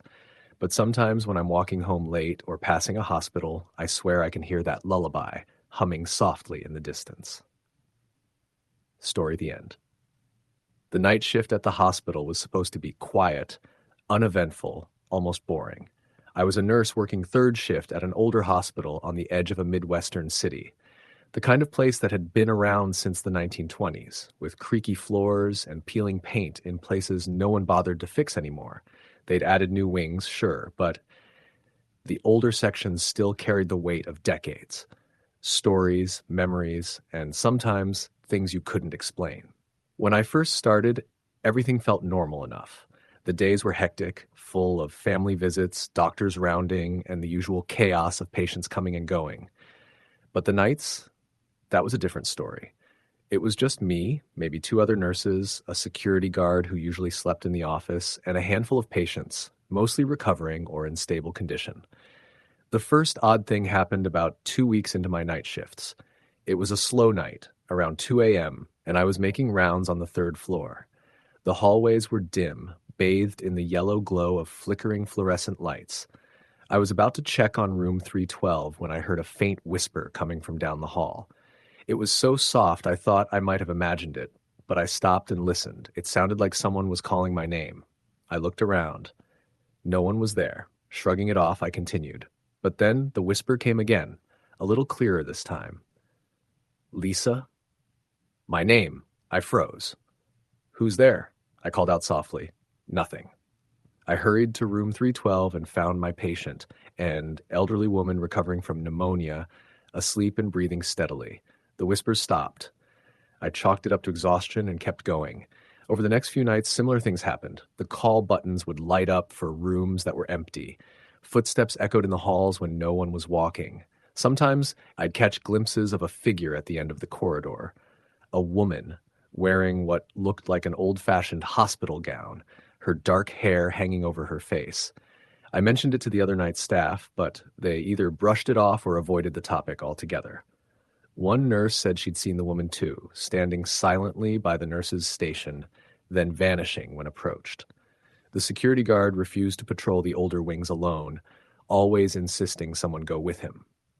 One night, around 3 a.m., I was charting in the nurse's station when the lights flickered violently, plunging the room into near darkness. The emergency lights kicked on, casting long shadows. I felt a sudden drop in temperature, my breath fogging in front of me. I heard soft sobbing coming from the hallway. Curious and nervous, I grabbed my flashlight and stepped out. The hallway was empty except for a small pile of old medical charts scattered on the floor near room 310. The sobbing grew louder, as if someone was right behind me. I spun around, but no one was there. I hurried back to the station, locking the door behind me. The sobbing stopped abruptly. Later, I researched the history of that floor. Decades ago, it had been part of the hospital's maternity wing. Spirally, there were stories of a tragic fire that had killed several patients and staff, including a nurse who had stayed behind to help deliver babies. One nurse was rumored to haunt the halls, watching over the hospital in her old gown. The stories made the hairs on the back of my neck stand up. A few nights later, I was checking on a patient in room 308 when I felt a cold hand brush my arm. I turned quickly, but no one was there. The patient was asleep, completely unaware. Then the room's door slammed shut on its own. I stood frozen for a moment, heart pounding, before rushing to open it. It wouldn't budge for a few seconds, then suddenly swung open as if released by an unseen force. I didn't sleep much after that. The incidents increased. Doors opening and closing by themselves, lights flickering, objects moving slightly out of place. Most unsettling were the whispers. Sometimes they'd call my name. Other times, they'd call out for help or cry silently. One night, the security guard called me frantic. He'd heard screaming coming from the basement, but found the area empty.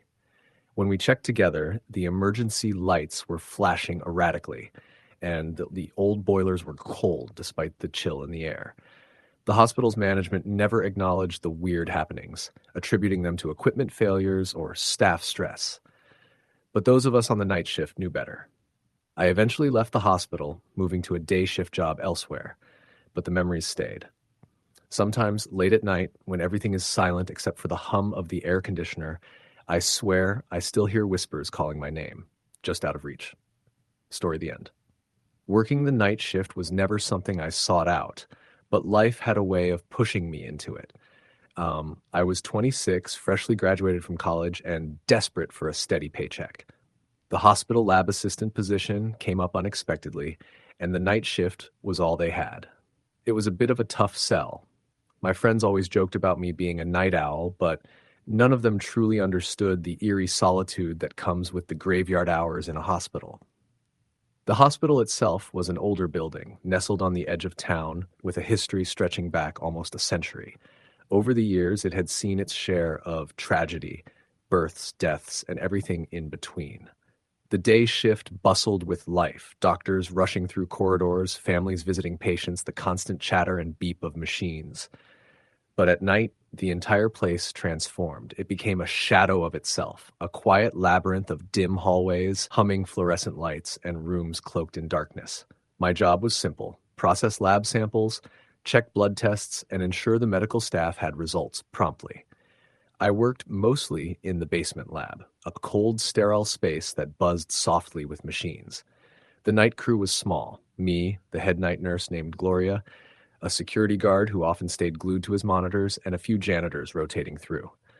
On my very first night, as I settled into the rhythm, I noticed how unsettlingly silent everything was.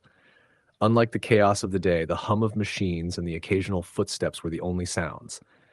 But amidst that quiet, I sometimes thought I heard whispers, soft, indistinct, almost like murmurs. But every time I turned to listen, there was nothing. 2 weeks in, something happened that unsettled me deeply. It was around 3:30 a.m., just as the night shift hit its slowest lull. I was preparing samples when the lights in the lab flickered rapidly, then cut out altogether. The emergency generators kicked in, bathing the room in an eerie red glow. As I reached for my flashlight, a sudden cold draft swept across the room, and I heard a faint voice say, "Help me." I froze. My skin prickled. The voice was so close, so desperate. I shone the flashlight around, but no one was there. The door to the lab, which was usually locked, was slightly ajar. I closed it firmly and called Gloria on the intercom, but there was no answer. The janitor was nowhere to be found. When the power stabilized and the lights came back on, I hurried upstairs to find Gloria. She was sitting in the nurse's station, eyes wide and pale. She whispered that she'd been hearing things too. Footsteps pacing outside the empty rooms, whispers coming through the vents.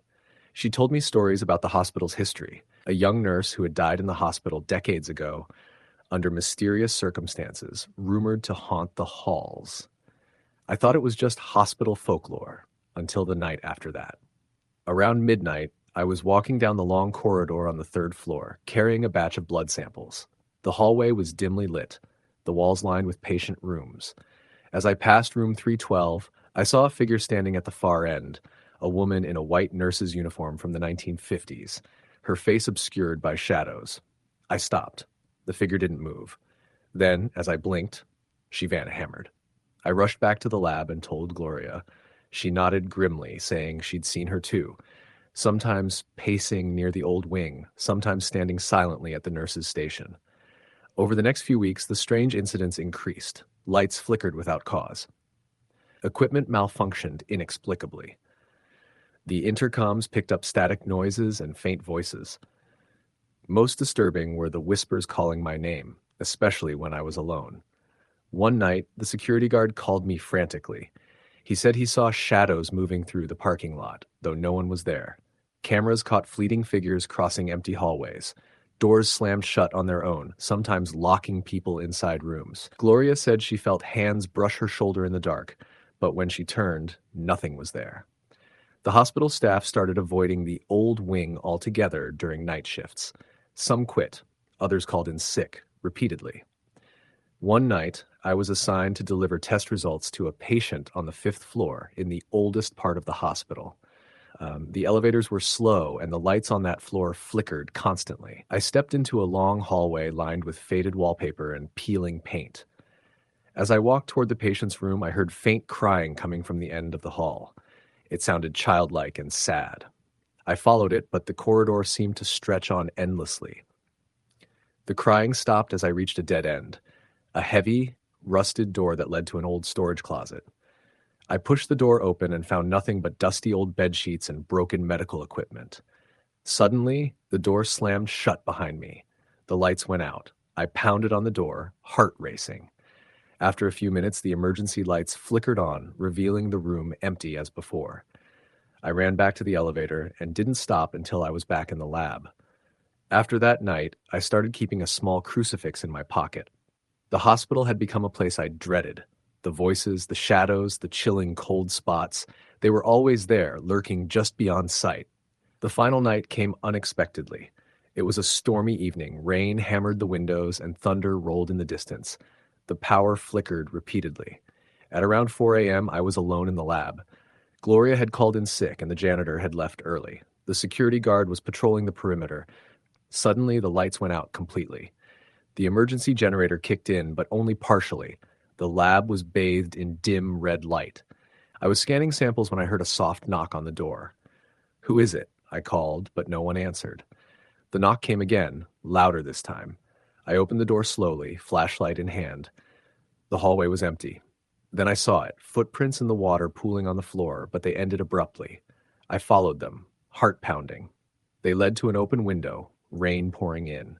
Suddenly, I felt a cold breath on my neck and a whisper in my ear, "Don't forget me." I spun around, but nothing was there. I ran out of the hospital that night and didn't look back. Years later, I still work in labs, but never the night shift. Sometimes when the wind howls outside and the lights flicker, I swear I hear that whisper again, calling my name in the dark. Story the end. The first night I started working the graveyard shift at the hospital, I thought it was just going to be a quiet, easy job. I was a new security officer, fresh out of the academy, assigned to monitor the emergency department and the hallways of this older urban hospital. The shift ran from 11 p.m. to 7 a.m., and most of the time, the place was either dead quiet or bustling with nurses and doctors rushing from one crisis to another. What I didn't expect was how quickly the quiet would turn into something else entirely. The hospital was built in the 1960s and expanded over the years. You could tell because the newer wings felt cold and sterile, while the older ones creaked and groaned with every passing minute. The emergency department was one of the older parts. Long, narrow hallways, flickering fluorescent lights that buzzed overhead and peeling paint on the walls. It wasn't exactly comforting, but it was my new workplace. The first couple of weeks were mostly uneventful. I'd make rounds every hour, checking the doors, the stairwells, and the parking lot. I'd sit in the security office watching the bank of monitors, sipping coffee and logging incidents like patient aggression or visitor left without signing out. I was told to report anything unusual, but honestly, I didn't believe in ghost stories or hospital legends. Those were just stories to scare newbies. But then things started to shift. It began subtly. One night around 2 a.m., I was watching the hallway cameras when I caught movement near the nurses' station on the third floor. The camera feed flickered, and for a brief moment I saw a shadow standing by the wall. When the picture cleared, the hallway was empty. I shrugged it off. Probably a glitch or someone walking by the door out of frame. The next night, at exactly the same time, the motion sensors tripped again in the same hallway. I walked up to the third floor to investigate. The hallway was empty, but the air was colder than usual. I even checked the thermostat, nothing out of the ordinary. Just as I turned to leave, I heard a faint whisper. It was so soft I thought I imagined it. I looked around, but no one was there. The following nights were worse. I started hearing footsteps echoing in the hallways when I was alone, even though I checked every corridor multiple times. Sometimes the footsteps would come closer and then suddenly stop, as if whoever was walking had vanished into thin air. On a few occasions, I caught the smell of something familiar but unsettling, a mix of antiseptic and something rotten, like decaying flesh. One night, while making my rounds in the emergency room, I heard a faint crying coming from one of the patient rooms. I knocked on the door and called out, but no one answered. The room was empty and the machines were silent. Still, the crying persisted for a few seconds before fading away. I left quickly and didn't return for the rest of the shift. I talked to some of the nurses during the day about what I was experiencing. Most laughed it off or told me I was tired and stressed.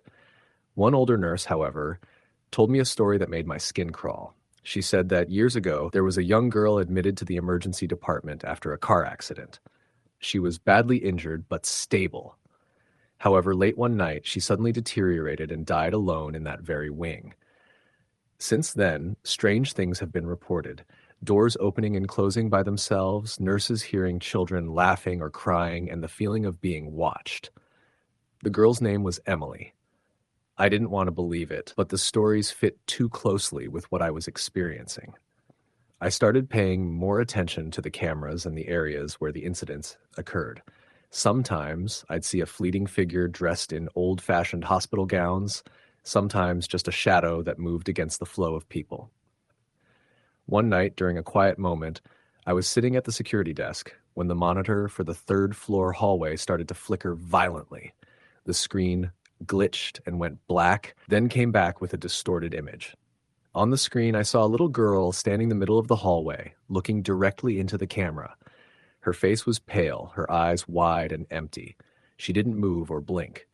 I reached out to touch the screen, and suddenly the entire hospital lost power for about 5 seconds. The emergency lights kicked in, casting eerie red glows in the corridors. I was frozen, heart pounding. When the lights came back, the girl on the screen was gone. After that, the hospital security office started receiving unexplained phone calls. The line would ring, but no one would speak. Sometimes I'd hear faint sobbing or whispers through the receiver. I unplugged the phone for a while, but the calls kept coming, routed through different extensions. It was as if someone or something was trying to communicate. One night, I was making my rounds near the basement where the old morgue used to be before it was relocated years ago.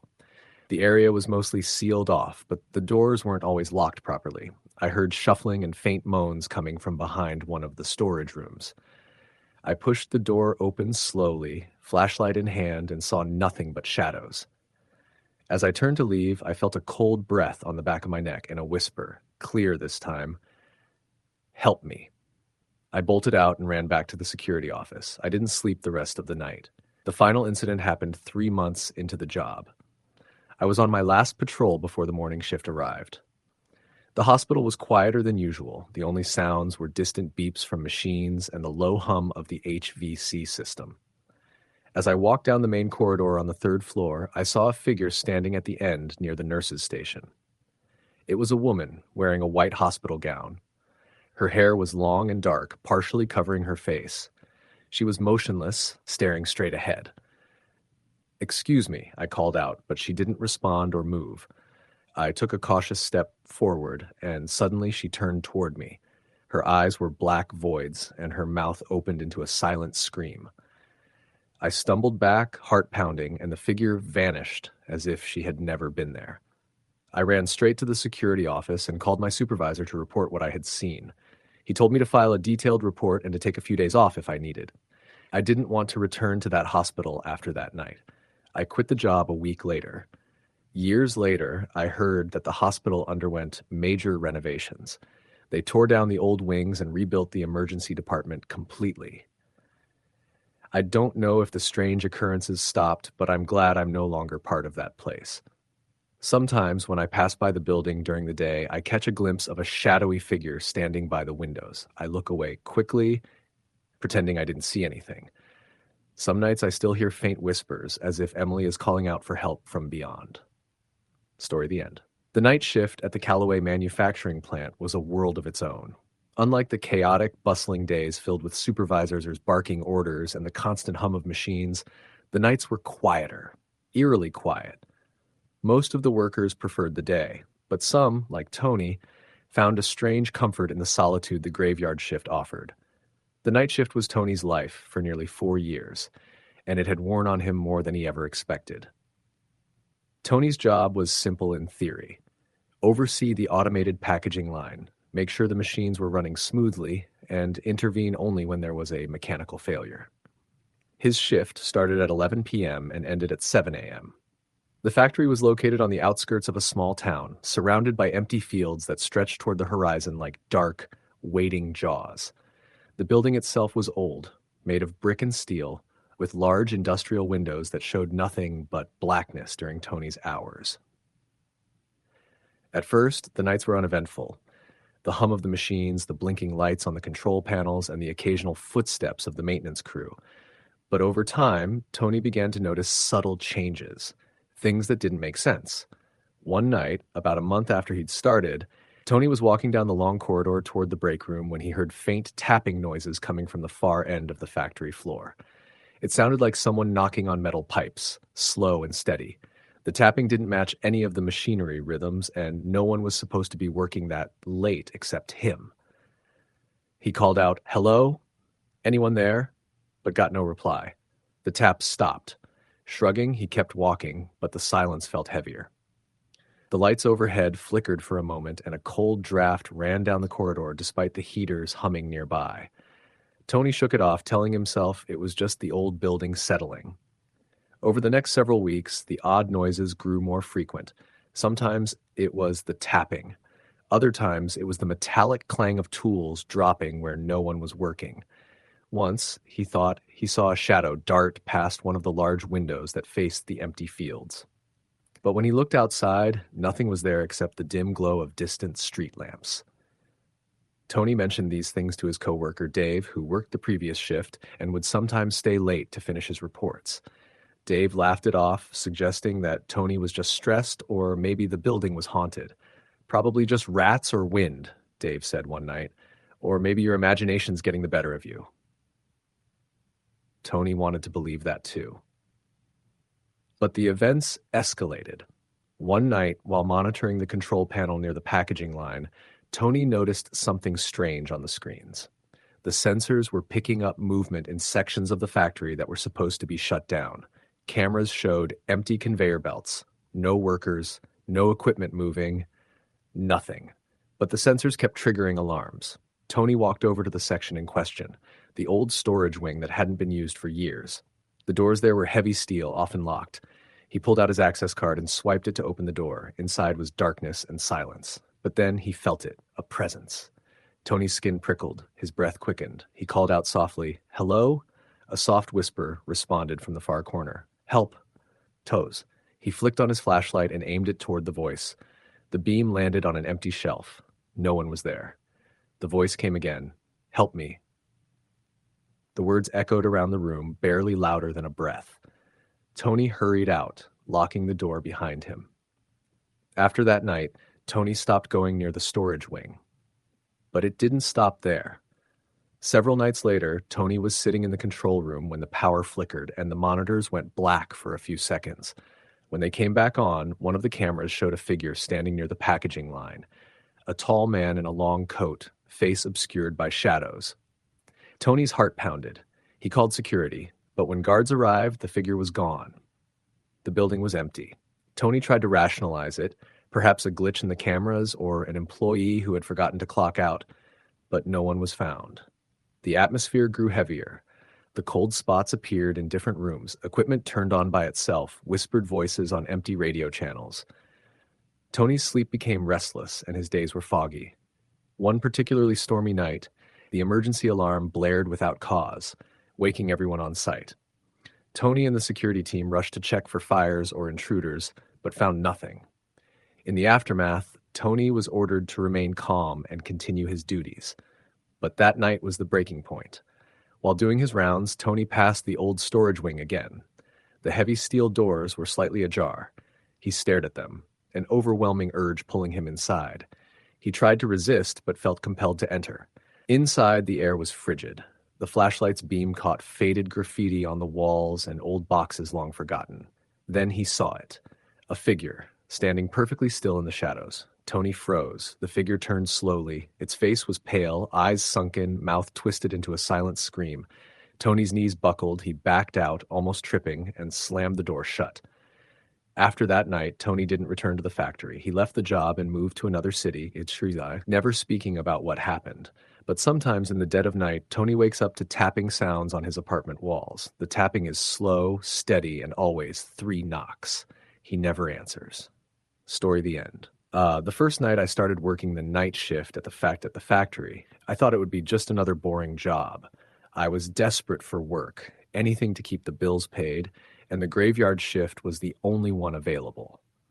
The place was a massive old textile factory on the edge of town, a building that had been repurposed many times over the decades, but still carried the smell of rust, oil, and damp concrete. The factory ran 24/7, churning out bolts of fabric for various companies, but at night it felt like a different world. When I arrived for my first shift, the place was almost deserted. The only sounds were the mechanical hums of the machines left running and the distant drip of water somewhere down the hall. The day crew had left a few hours earlier, and the night crew hadn't fully arrived yet. I was told I'd be working mostly alone, running checks on machines and ensuring the factory stayed operational until morning. At first, the work was monotonous, walking aisles lined with giant machines that clanked and hissed, checking pressure gauges, adjusting dials, making notes. The silence between the machines was thick, punctuated only by the echo of my footsteps and occasional rattles from equipment. There was a fluorescent buzz overhead that seemed to pulse with the beat of my nerves. I quickly learned to keep my phone on me for light and company, scrolling through messages or music to drown out the oppressive stillness. But around the 3rd or 4th hour into my shift, I started noticing little things. A shadow flickering at the edge of my vision. Doors I was sure I'd locked, left slightly ajar. Whispers carried on the stale air that disappeared when I stopped to listen. On my 3rd week, things got worse. I was on my usual rounds, walking through the maze of weaving machines when I heard the faint sound of footsteps behind me. The factory had metal catwalks and narrow corridors. Footsteps were not uncommon during the day, but at night I was almost always alone. I stopped, listening. The footsteps stopped too. I waited a few seconds, then moved forward, only to hear them start up again behind me. Slow, deliberate, matching my pace exactly. I turned quickly, flashlight beam swinging to the spot behind me, but there was nothing there, just empty space and the steady hum of the machines. I chalked it up to nerves and kept walking, but the footsteps continued to follow me intermittently all night. They never got closer or farther, just there. Shadow steps matching my steps, a presence I couldn't see. A few nights later, the machines began to malfunction in ways that didn't make sense. One loom suddenly stopped. The thread snapped. When I went to fix it, the thread was frayed, as if someone or something had pulled on it with unnatural force. I reported the problem, but maintenance said it was probably just old machinery acting up. That same night, I heard whispers again, indistinct voices echoing down the hallways. Sometimes I thought I could catch words. Leave. Here. Don't stay. I asked other night workers if they'd experienced anything strange, but most just laughed it off or told me the place had a lot of drafts and creaky pipes. But a few confessed they felt uneasy working alone after dark, especially near the older parts of the factory. The older parts were off limits, or at least that's what management said.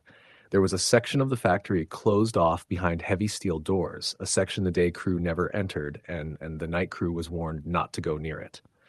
Curiosity gnawed at me. One night, about 2 weeks after those footsteps started, I decided to see what was behind those doors. I figured maybe the strange noises and shadows were just from an empty, unused part of the building. I slipped out of the control room and approached the heavy steel doors.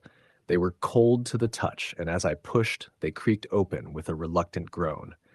Inside, the air was stale and heavy, filled with the smell of old wood and metal. The dim light from my flashlight revealed rows of rusted machinery, ancient looms that hadn't moved in years, covered in dust and cobwebs. The floor was littered with scraps of fabric and old tools. I wandered slowly, the silence pressing in on me. The beam of my flashlight trembled as I looked into the darkness. Then I saw it. On the far wall, faint writing scratched into the paint. Names, dates, and symbols I didn't understand. Some of the names were crossed out or smeared like someone tried to erase them. As I moved closer, the temperature dropped suddenly. My breath fogged in the cold air. Then a whisper, soft and close, almost in my ear, said, "Go back." I spun around, shining my light wildly, but there was no one there. I hurried back to the main floor, the feeling of being watched chasing me all the way. The next day, I asked an older employee about the closed-off section. He looked at me with tired eyes and said, "That part used to be the original factory floor. Decades ago, there was an accident. Some workers got caught in the machines. Several died. They shut the whole section down after that. Since then, the place has been, well, some say it's haunted." I laughed nervously, but felt a chill run down my spine. From then on, the occurrences became harder to ignore. Machines started turning off and on by themselves. Lights flickered unpredictably. I sometimes heard a tapping sound on the walls, like fingers drumming a slow rhythm. One night, while checking the warehouse area, I saw movement on the security cameras. A figure standing at the end of a long corridor. The figure was indistinct, almost transparent, and didn't move except to turn its head slowly toward the camera. My heart pounded. I called security, but they said no one else was on site. That same night, my radio crackled with static and a voice whispered my name. I froze, unable to respond. The voice was faint, like a breath on the wind, but unmistakably calling me. I left the radio off for the rest of the shift. The scariest moment came when I was alone in the control room. The entire factory suddenly plunged into darkness. The emergency lights flickered on, casting eerie red glows over the machinery. Then, from the shadows, I heard a heavy breathing, coming closer and closer. My flashlight began to flicker, and I felt a cold hand brush against my arm. I screamed and ran out, not stopping until I was outside under the pale moonlight. After that, I handed in my resignation. I couldn't stay, not knowing what was really in that factory. But even now, long after I quit, sometimes I dream of those machines, of the whispers calling me back to the dark halls and the cold eyes watching from the shadows. The night shift at that factory wasn't just about lonely work. It was a reminder that some places carry their past with them, and sometimes that past never truly lets go. Story the end. Working the night shift at the Riverside Hospital was something Maya took on primarily for financial reasons. She was a nursing assistant, fresh out of school, and the graveyard shift was the only one available that fit around her other commitments. She didn't expect the job to be particularly easy or glamorous, but she never imagined the hours would change her perception of reality in such unsettling ways. Riverside Hospital was a sprawling building, constructed in phases over several decades. Its oldest wing dated back to the 1950s with dark, narrow corridors and creaking floors that seemed to groan with age. By day, it was busy and bright, full of doctors, nurses, patients, and visitors. But by night, the place transformed into something entirely different. Quieter, slower, and somehow heavier, like the building itself held its breath. Maya's shift began at 11 p.m. After clocking in, she'd take her spot at the nurses' station in the older East Wing. Her responsibilities involved routine rounds, assisting with patient needs, and monitoring the less critical patients. Most of the wards were quiet at night. Many patients were asleep, hooked up to monitors that beeped softly or occasionally pulsed with life. In the first week, Maya noticed how the hospital's ambiance changed as the night deepened. The fluorescent lights flickered intermittently in some hallways, casting long shadows that seemed to shift just out of her line of sight. The air sometimes carried a faint scent of antiseptic mixed with something else, something faintly metallic, like old blood or rust. Occasionally, a sudden chill would run down her spine, even in the relatively warm building. She told herself it was just her imagination, nerves, or the exhaustion that came with working nights. Still, the unease didn't go away. One night, about 2 weeks in, Maya was finishing a routine check on room 2113, a semi-private ward with 2 older patients recovering from surgery. As she glanced at the vital monitors, she heard a soft tapping behind her. Turning quickly, she expected to see a nurse or doctor, but the hallway was empty. "Hello?"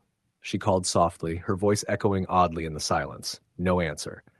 Shrugging, Maya finished her check and left the room, but the tapping continued, rhythmic and slow, like someone drumming their fingers on the wall. She followed the sound down the corridor, but it stopped abruptly when she reached the end near the service elevator. Curious, she pressed the call button for the elevator, which arrived silently. The doors slid open, revealing only the empty shaft below. She leaned over the edge and saw the dark basement below, littered with broken equipment and debris. Her flashlight beam caught something, a faint shimmer, like a figure moving just out of focus. She blinked, and the shimmer vanished. Maya shook her head and backed away. Over the next several nights, more strange occurrences happened. The monitors would beep erratically without cause. Patient beds would sometimes shift slightly when no one was near. Doors would open or close on their own, despite being locked. One night, Maya was called urgently to room 2117, where an elderly woman had reportedly fallen out of bed. When she arrived, the woman was calm but insisted she hadn't moved. "Are you sure, Mrs. Harper?" Maya asked, helping her back into bed. "Yes, dear. I was asleep when I heard footsteps. I looked up and saw a man standing by the door, but when I blinked, he was gone." Maya felt a chill. "Did you recognize him?" "No, but he was wearing old-fashioned clothes, like someone from long ago." Maya nodded, making notes. Later that night, as Maya walked through the East Wing, she heard soft whispers behind the walls. She stopped, trying to listen, but the voices faded. Her heart raced. She tried to rationalize it as hospital noises, pipes contracting, or staff in distant corridors. But the stories kept coming. Another nurse reported seeing a shadowy figure watching her from the stairwell. The security guards mentioned mysterious footsteps echoing in empty hallways. Maya confided in Dr. Reynolds, the night shift physician who had been at Riverside for over 20 years. "Some say the hospital has ghosts," she said quietly. Dr. Reynolds nodded grimly. "The East Wing was built over an old cemetery that was relocated decades ago. Sometimes I think the spirits never left." Maya was skeptical but felt unsettled nonetheless. One night, as a heavy rainstorm battered the windows, Maya was alone at the nurse's station when the power flickered and went out. Emergency lights kicked on, casting a dim red glow over the room. Suddenly the phone rang. She answered it immediately, but there was only static, then a faint whisper, "Help me." The line went dead. Maya's blood ran cold. She grabbed her flashlight and headed toward the source of the call. Room 2119, an isolation room where a young patient was recovering from surgery. The room was empty. The bed sheets were disturbed, but no one was inside. Suddenly, the door slammed shut behind her. Maya spun around, trying the handle. It was locked tight. She pounded on the door, shouting for help, but no one came. The whispering returned, growing louder, surrounding her. "Help me! Help me!" Her flashlight flickered and went out. In the pitch dark, she felt a cold breath on her neck, a presence close enough to touch. Terrified, Maya closed her eyes and prayed for the door to open. Moments later, the door swung open and Dr. Reynolds was there. "You okay?" he asked, concern etched on his face. Maya nodded shakily. "That room, something's not right." Dr. Reynolds sighed. "It's been that way for years. Some nights the hospital reveals its secrets." After that night, Maya asked to be transferred from the East Wing. The strange events continued long after she left. The hospital eventually closed the old wing for renovation. But Maya sometimes receives calls from former colleagues. They tell her about whispers in empty rooms, lights flickering on their own, and glimpses of shadowy figures in the corners of their eyes. She's never returned. Some nights, lying in bed, Maya swears she hears tapping on her bedroom window, slow, steady, and impossible to ignore. Story the end. The night shift at the hospital was supposed to be straightforward. Quiet corridors, routine checks, and a handful of patients who mostly slept through the hours. I was a nurse, relatively new to the night shift, having recently switched from day shifts for a bit of extra cash and a less hectic schedule. What I didn't expect was how those long hours in near darkness could twist reality, how the emptiness and silence could seem to breathe with something alive and watching. My first night was uneventful, really. The hospital was the kind of place that never truly slept, even when the day crew left. Lights buzzed softly, monitors beeped in steady rhythms, and the janitorial staff moved through the halls like ghosts. I got to know the routine. Rounds every hour, checking vital signs, responding to calls, restocking supplies. The staff was small, just a handful of us on the night shift, each in our own sections. I was assigned to the East Wing, the older part of the hospital that had been there since the 1960s. It had a different feel than the newer West Wing. Narrower hallways, older equipment, and a musty smell that never quite went away. The patients there were mostly long-term care, elderly folks waiting for rehab or recovering from surgeries. It was during one of those early rounds that I first noticed something odd. I was checking on Mrs. Donovan, a frail woman in her 70s, when I thought I heard whispers coming from down the hall. The sound was so faint I almost dismissed it, but then it came again. Soft, unintelligible murmurs echoing between the walls. I looked out the door but saw only the empty hallway, dimly lit by flickering fluorescent bulbs. I called out, thinking maybe a visitor or another nurse had gotten lost, but no one answered. Shaking it off, I went back inside. Over the next few weeks, the strange things started piling up. Doors that should have been locked were found ajar. Lights flickered in rooms with no one inside. Monitors would glitch, showing static or strange symbols. Patients sometimes complained of hearing footsteps in empty corridors or seeing shadowy figures out of the corner of their eyes. One night, around 2 a.m., I was alone in the nurse's station when the phone rang. The line was crackling, and when I answered, all I heard was heavy breathing, slow and deliberate. I called out, "Hello? This is the nurse's station." The breathing stopped immediately, replaced by silence. A few nights later, one of my coworkers, Paul, went to check on a patient in room 314. The room was empty when he arrived, but the bed looked recently disturbed, blankets pulled back and pillows creased. The patient had been discharged earlier that day, so no one was supposed to be there. When Paul reported it, the supervisor told him to be careful about wandering the halls alone. That same night, I was passing by the stairwell near room 314 when I felt a cold rush of air, as if someone had just walked past me. I paused, heart hammering, and glanced down the stairs, but the landing was empty. The hospital felt heavier then, like the walls were pressing in. I started carrying a small flashlight, even though the corridors were lit. Sometimes, during my rounds, I caught glimpses of something moving at the edge of my vision, a shadow flickering too quickly to be a person. The most terrifying night was toward the end of my first month on the night shift. It was near 4 a.m., and the hospital was almost silent. I was doing my final rounds before the morning crew came in. As I passed room 312, I heard soft humming. The door was closed, but I could hear a faint melody, something like a lullaby. I knocked gently, but there was no answer. I opened the door slowly. The room was empty. The bed was neatly made, no signs anyone had been there. I stepped inside, and the humming stopped abruptly. A cold chill ran through me. Suddenly, the overhead lights flickered and went out, plunging the room into darkness. My flashlight flickered too, dying just as I reached to turn it on again. In the pitch black, I heard whispering all around me. It wasn't coming from one place, but seemed to surround me. Voices overlapping, unintelligible, like a crowd of ghosts speaking just beyond hearing. Panic gripped me. I fumbled for my phone, turning on its flashlight app. The beam cut through the darkness, and I saw movement. A figure standing in the corner, barely visible but unmistakably there. It was translucent, pale, eyes glowing faintly. I backed out of the room slowly, the figure watching me silently. The lights snapped back on.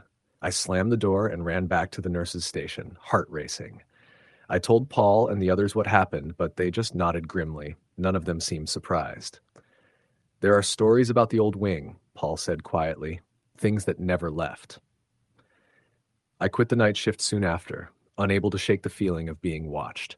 Even now, I avoid hospitals at night because sometimes I swear I still hear those whispers in the dark. Story the end.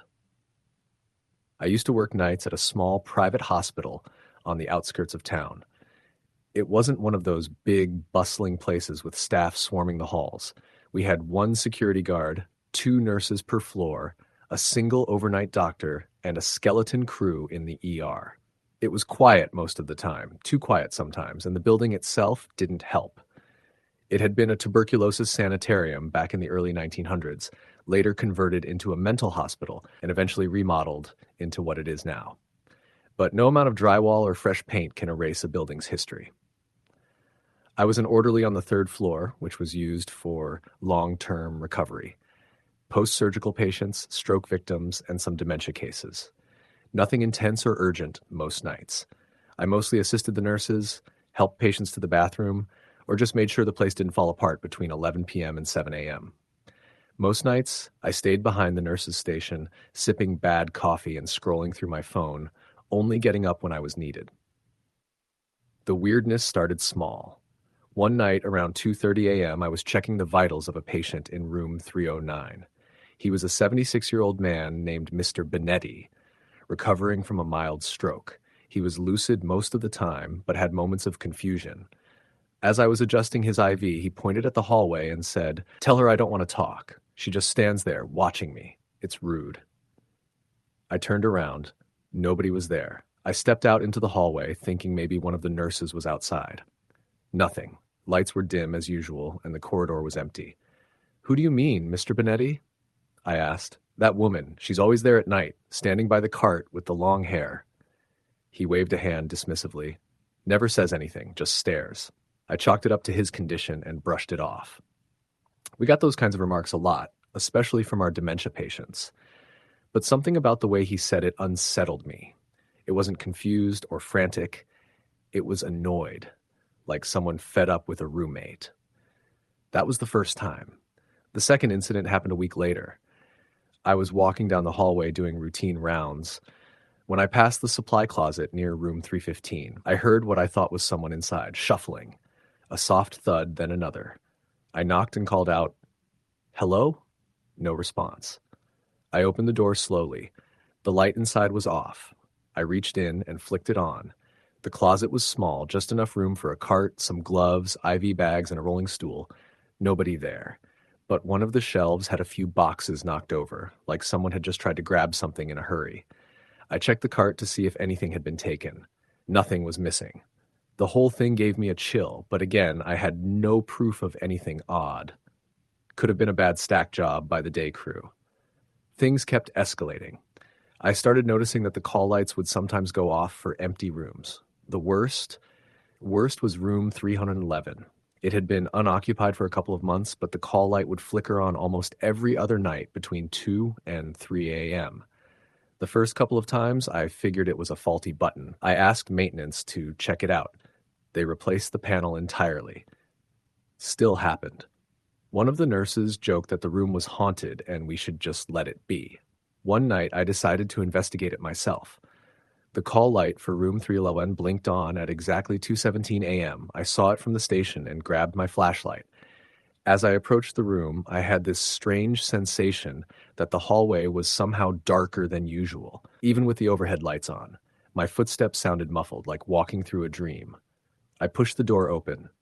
The room was as it should be. Empty bed, fresh sheets, no sign of use. But I could hear breathing. Not loud, not gasping, just soft, steady breathing. Coming from the far corner of the room where the recliner was. I pointed my flashlight, expecting maybe someone had wandered in. The chair was empty. The breathing stopped. I stood there for a minute, unsure what to do. Then I backed out and closed the door, returning to the station. I didn't tell anyone about it. 2 days later, a new patient was admitted to room 311. Mrs. Harlow. She was in for a broken hip, post-surgery. First couple of nights were fine, but on the third night, she started ringing the call button nonstop. When I went in to check on her, she was visibly upset. "She won't let me sleep," she whispered. "Who won't?" "The woman, the one by the curtain. She doesn't blink. I told her to go away, but she just watches." I checked the room, of course. Nothing there. The curtain by the window was drawn, no one behind it. I told Mrs. Harlow she might be seeing shadows and promised to leave a light on.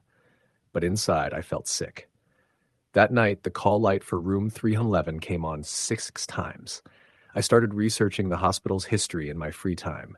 Nothing online about hauntings, but I did find a few forums where former employees mentioned strange experiences. One talked about hearing whispers from vents, another about lights flickering on in locked rooms.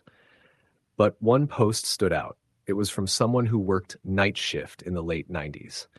They mentioned a recurring figure, a woman with long black hair who stands silently near supply closets. I stopped sleeping well. One night, as I was walking past the lounge near the break room, I saw her. She was standing in front of the vending machine, motionless. Long black hair, hospital gown. I froze. She didn't move, didn't turn, just stood there, her arms hanging stiff at her sides.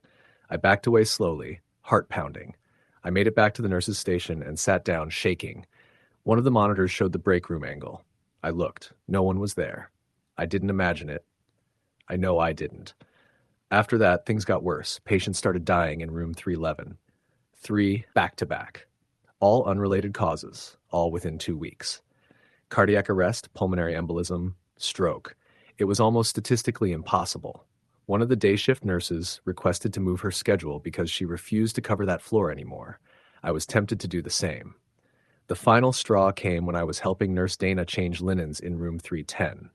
We were chatting casually when we both heard footsteps in the hallway. Heavy, deliberate, like boots. But when we looked out, nobody was there. Then the room grew cold. Not just chilly, freezing. I could see my breath. Dana looked at me and said, "We need to go."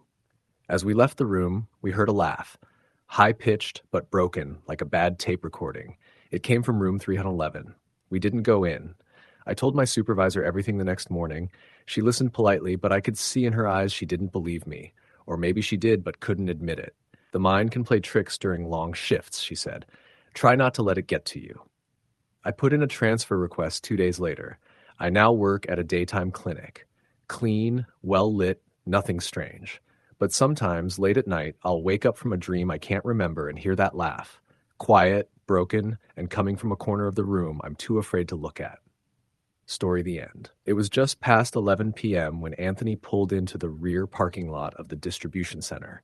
The lot was almost empty, save for a few familiar cars and a lone delivery van. His shift didn't officially start until midnight, but he liked to get in early, make a cup of coffee, and mentally prepare for the long, overnight hours. The building loomed ahead in cold, silent steel, its windows dark except for a few flickers of fluorescent lighting deeper inside. He'd worked the night shift as a logistics coordinator for almost 3 years now, organizing and overseeing warehouse inventory and ensuring outbound trucks were loaded correctly. It was monotonous, quiet work for the most part, but he preferred it that way. No bosses breathing down his neck, no daytime chaos. Just him, a few warehouse guys, and the hum of machinery. As Anthony badged in and stepped through the back entrance, he felt the shift in atmosphere like a sudden drop in pressure. The interior lights buzzed overhead, casting pale light across the long rows of towering shelves. Pallets lined the floor, forklifts sat idle, and the loading bays stood like hollow mouths, waiting. He walked past the break room, nodding at Greg, the only other office staff on duty. Greg was a quiet man in his 50s, nearing retirement, with thinning hair and always wearing the same black hoodie. He barely looked up from his Sudoku puzzle. Anthony settled into his desk and began his routine. He reviewed the manifests, noted the incoming and outgoing shipments, and began organizing assignments for the warehouse floor. Around 12:40 a.m., he heard the sound of heavy footsteps echoing down the far end of the hall. He assumed it was one of the warehouse guys arriving late. The steps were loud, deliberate, with an odd dragging rhythm. He waited for the door to the warehouse floor to swing open, but it never did. A little unnerved, he stood up and poked his head down the hall. It was empty. The overhead lights flickered once, as they often did in that old building, and the silence returned. Back at his desk, Anthony resumed working, but the feeling stuck with him. There was a pressure in the air, like someone watching, something unspoken moving just out of his line of sight. At around 1:15 a.m., he got up to stretch and walked into the break room. Greg was gone. His Sudoku book was still on the table, half-finished, pencil resting beside it. Anthony found that strange. Greg never left the break room unless it was to go to the restroom or check on something specific. He wandered over to the restroom, knocked on the door. No answer. He pushed it open and peeked inside. Empty. The stalls were all open, the fluorescent lights buzzing above the cracked mirror. He returned to the break room and looked at the security monitor mounted on the corner wall. It was on the warehouse feed, 4 black and white panels showing different angles of the floor. In the second panel, near loading bay 3, a figure stood completely still facing the camera. It looked like a man, but the image was too grainy to make out details. The figure didn't move. Anthony blinked, stepped closer to the screen. The figure had something odd about its posture, shoulders slightly slumped forward, hands dangling at the sides, head tilted too far. Something about the way it just stood there, like it was waiting to be seen. He picked up the radio and called out, "Greg, you out on the floor?" No response. "Anyone out by bay 3? Still silence. Feeling a tightness growing in his chest, Anthony made his way to the warehouse. The moment he opened the heavy steel door and stepped into the vast open space, the cold hit him like a slap. The warehouse always ran cool, but this was different, like stepping into a freezer. The lights overhead cast pale pools of white along the floor, and everything beyond those pools was shadowed. He walked down the center aisle toward bay 3, heart beating faster with each step. The echo of his boots on the concrete floor seemed louder than usual, and there was an eerie absence of machine hums or shifting pallets. He reached bay 3 and looked around. Empty. No one was there. The loading dock doors were shut, locked from the inside. He double-checked the corners in the adjacent aisles. Nothing. He turned to head back when he heard something behind him, quick, scuffling footsteps like someone scrambling in the dark. He spun around. Again, nothing. He backed up slowly, eyes darting between aisles. That's when he noticed something strange. There were footprints, not from boots like the ones he and the others wore. These were bare and looked like they had been tracked through something dark. Grease? Blood? He followed the prints with his eyes as they led off between 2 shelves of pallet racking, and then just stopped, as if the person had vanished mid-step. Anthony didn't consider himself superstitious. But standing there, staring at those disappearing prints, a creeping nausea rolled through him. He turned and made his way back to the office at a quick pace, locking the warehouse door behind him. When he returned to the break room, Greg was sitting there again like nothing had happened, calmly sipping coffee and staring at the Sudoku book. "Where the hell did you go?" Anthony asked, breathless. Greg looked up. "What do you mean?" "You were gone for over half an hour." Greg frowned. "No, I've been sitting here the whole time. Just went to the restroom a minute ago." Anthony stared at him. "You were gone. I checked. You weren't on camera either." Greg just shrugged and went back to his puzzle. The rest of the night passed slowly, but nothing else out of the ordinary happened. Still, Anthony couldn't shake the feeling that something was off. When he left at 8 a.m., he looked back once at the building, and for the briefest moment, he saw that same figure standing behind the warehouse's front window, watching him. He told himself it was just stress, maybe hallucination from lack of sleep. He almost believed it. 2 weeks later, he was scheduled to cover another night shift. This time, he wasn't alone. A temp named Darnell had been assigned to shadow him. Darnell was young, barely 20, and eager to impress.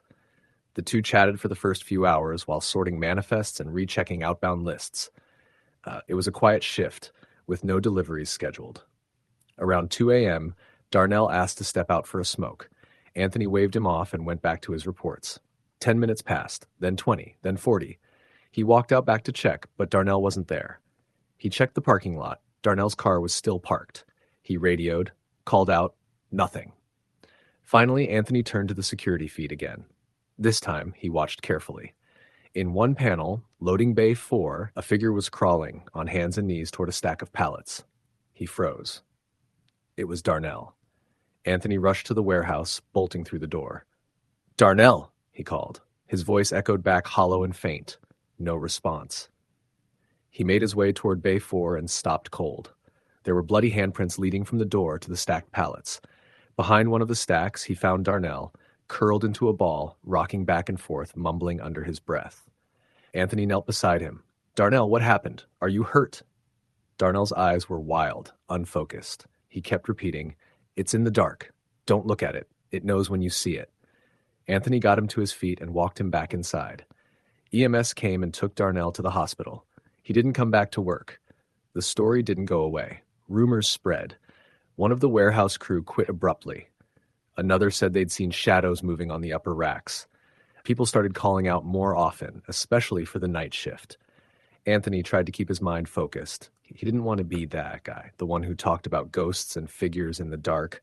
But something about that place had changed. Or maybe it had always been that way, and he just hadn't noticed. One night, about a month after Darnell's incident, Anthony had to cover a solo shift.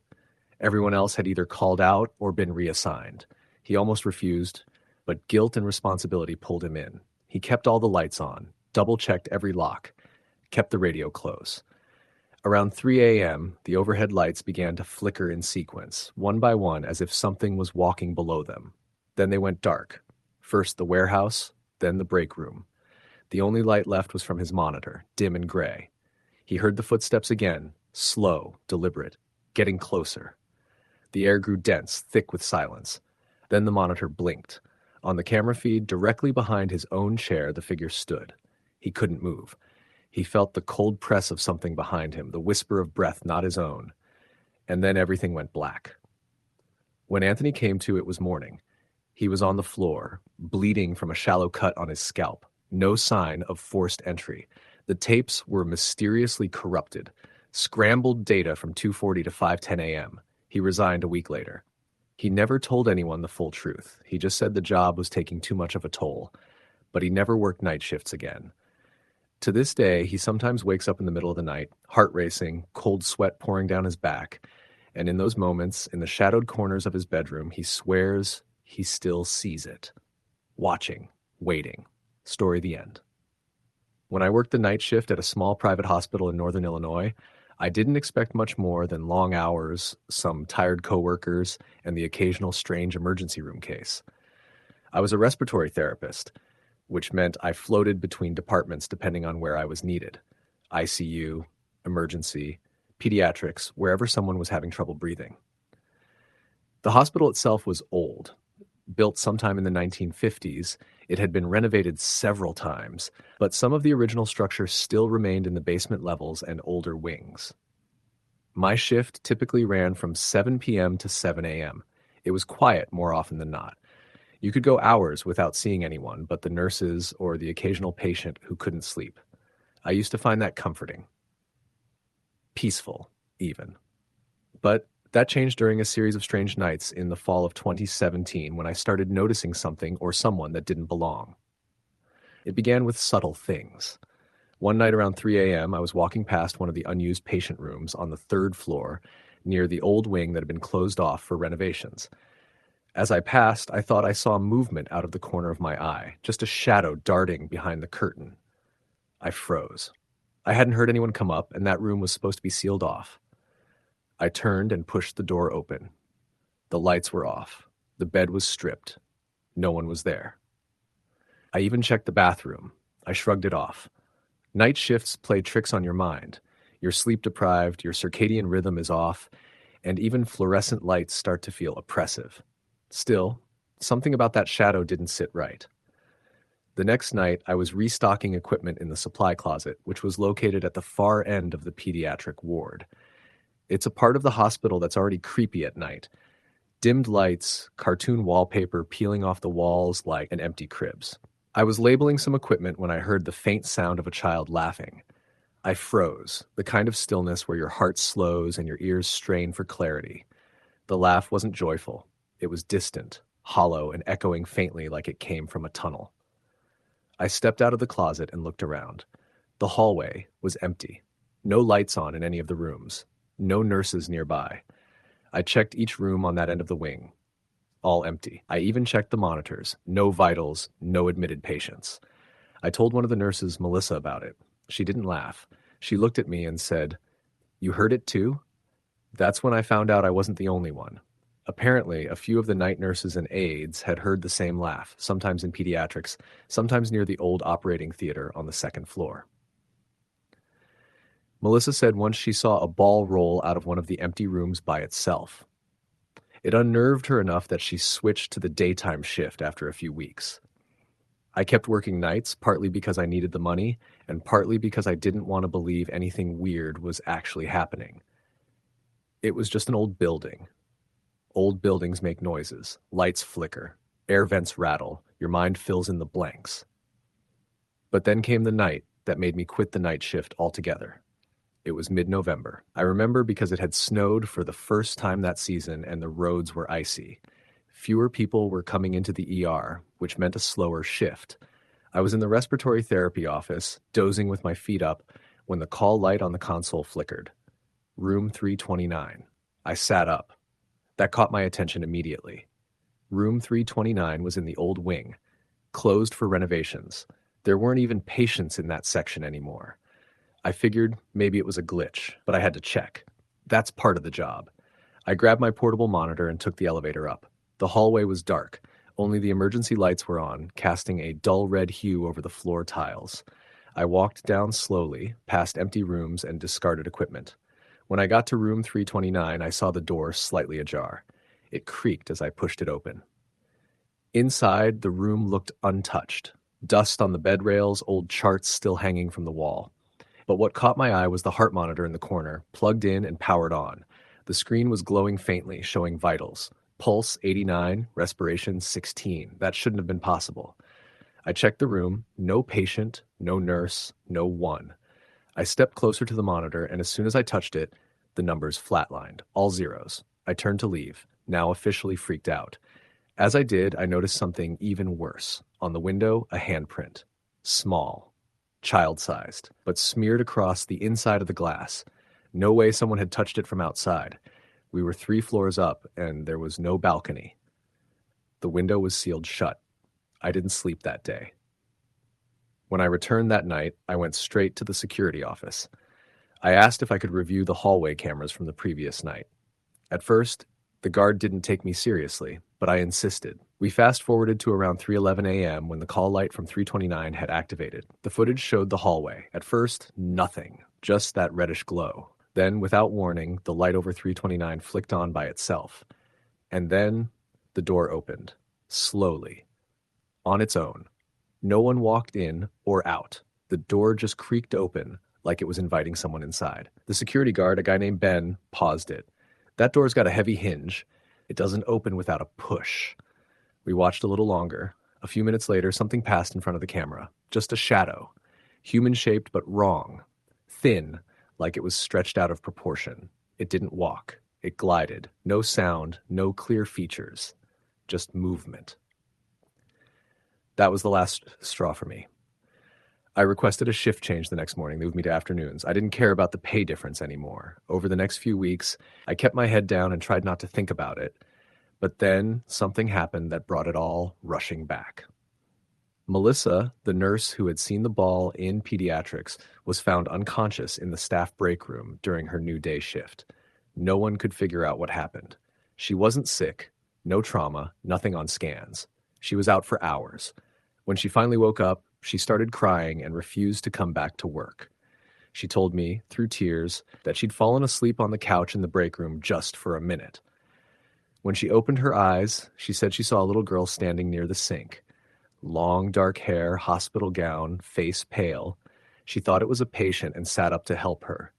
But then the girl opened her mouth and screamed without making a sound. That's when everything went black. Melissa never came back to work after that. She moved out of state, left healthcare altogether. I don't blame her. The weird part? No patients matching that description had been admitted recently. No missing kids, no security alerts. The girl wasn't real. Or maybe she was, just not anymore. Some of the older staff say the hospital had a fire in the 70s that killed a few patients in the pediatric ward. I've looked for records, but never found anything official. It could be one of those stories that gets passed down, changing details over time, or maybe someone's covering it up. Whatever the truth is, I know what I saw, I know what Melissa saw, and I know I'll never work another night shift again. The worst part? Sometimes when I'm leaving the hospital in the late afternoon, walking past those old wings, I still get the feeling that someone's watching me from those dark windows. Someone small, waiting for night to fall again. Story the end. Back in 2017, I worked as a security guard for a corporate office building in downtown St. Louis. It wasn't a glamorous job, and I didn't wear a gun or anything like that. Mostly I was there to keep an eye on the cameras, make sure no one broke in, and handle any issues with late-night cleaning crews. The building was 15 stories tall with a large underground parking garage. It was the kind of office complex where nothing ever really happened. Until it did. My usual shift was 10 p.m. to 6 a.m., Monday through Friday. The main lobby, where I spent most of my time, had a security desk with monitors showing feeds from all over the building. Hallways, stairwells, elevators, the garage. I had a few rounds to walk each night, checking doors, inspecting stairwells, and making sure everything was locked and secure. Most nights were uneventful. I'd sip coffee, read, and let the monitors blur into background noise. But one night in early October, I started to notice something strange. Around 2:13 a.m., the feed from the stairwell camera on the 9th floor flickered. It wasn't out for long, just a split second of static, and then it was back. I didn't think much of it. Old buildings had old wiring, but the next night, same time, same camera, flicker. I noted it in the logbook, still assuming it was technical. Then, the third night, I caught something that made my stomach turn. It was just a glimpse, so quick that I thought maybe I imagined it. But during the flicker, I could swear I saw a figure in the stairwell, not walking up or down, just standing. Right at the landing. The figure was dark, blurred by the static. It was like the camera was glitching in a way that superimposed another image. But this was different. I replayed the footage frame by frame.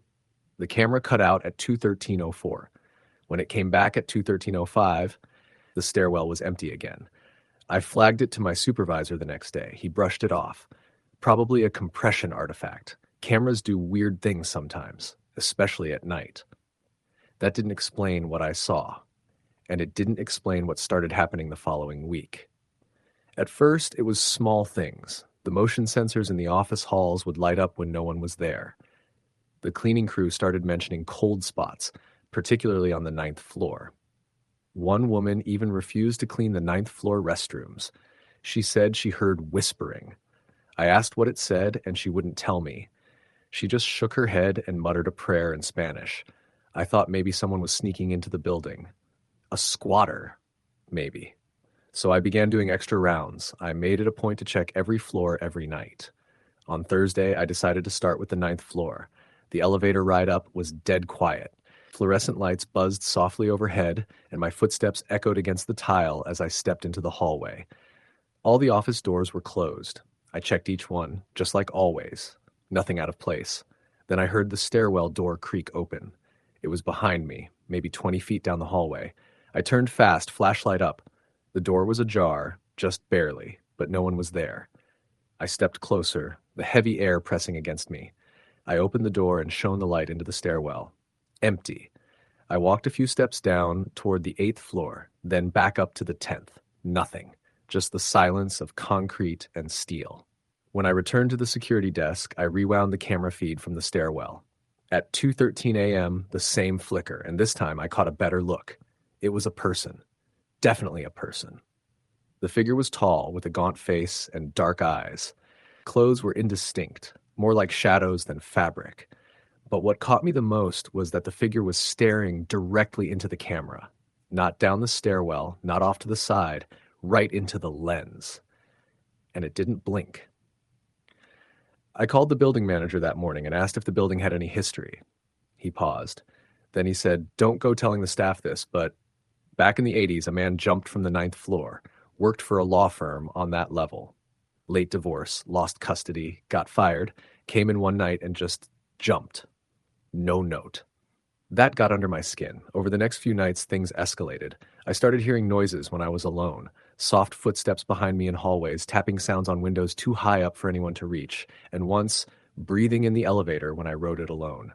The worst was on a Friday. I'd been on edge all night, jittery and short-tempered. Around 3 a.m., I stepped outside the lobby for some fresh air. When I came back, every single monitor was showing static, every single one. I reset the system, thinking maybe there had been a power surge. The monitors came back online, and on screen 9, stairwell 9, the figure was there again. Not for a split second this time, but standing still, visible, staring, like it was waiting. And then it moved. I saw it take one step up, then another. Closer to the camera. I radioed building maintenance, no response. The cameras had no audio, so I couldn't hear anything, but my gut twisted with each movement of the figure. It didn't walk normally.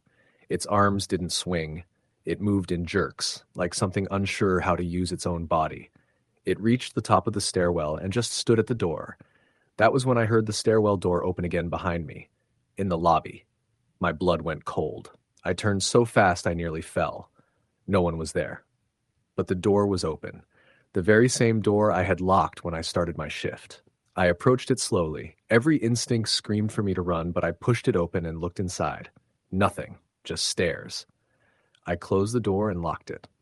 The rest of the night, I didn't move from the desk. Monday morning, I filed a formal request for reassignment. I didn't care about looking weak. I couldn't stay in that building anymore. They put me on parking lot duty at a different property, open air, day shifts. I stayed in that role for 6 months. I slept better. I stopped having the nightmares. Then one afternoon, I ran into Marcy, one of the new guards who had replaced me at the downtown building. She looked pale, like she hadn't slept in days. "Hey," she said, looking over her shoulder. "You worked the night shift at 12th and Pine, right?" I nodded slowly. She hesitated. "Did you ever see anything in the stairwells?" I felt my stomach drop. I asked her what she saw. She said it started with the flickers, then footsteps, then voices whispering her name. Then one night she caught sight of a man on the 9th floor stairwell camera. Tall, pale, watching. The same figure. She said she quit 2 days later. Couldn't take it. Over the years, I met others, janitors, temp workers, even a manager, who all worked in that building and had left early for one reason or another. Each had a variation of the same story. They never said anything publicly. Who would believe them? But I've come to think that the man who jumped from the 9th floor never left, or maybe he left something behind. I don't work nights anymore. Not after that. And I'll never take another job that puts me alone in a stairwell after dark. Story the end.